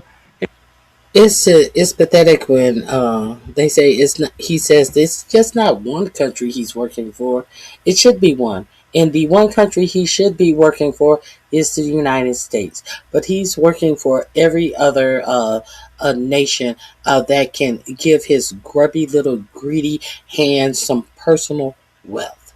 It has all of your potential for spreading wealth, for handing down wealth to your children, even having children to hand wealth down to, if your children are in this military, are dwindling by the day. So thanks for joining me today. I'll find the video that I was looking for. Go over there and check out Chris Norland. He does great content. He doesn't look like the white nationalist, but he definitely is. Well, I don't know. He has definitely lived in America, in the Pacific South Northwest. So go over there and check him out. I like his content. So I hope you guys have a fabulous day. If I do not see you on tomorrow, I will definitely see you on Thursday. All right. Bye-bye.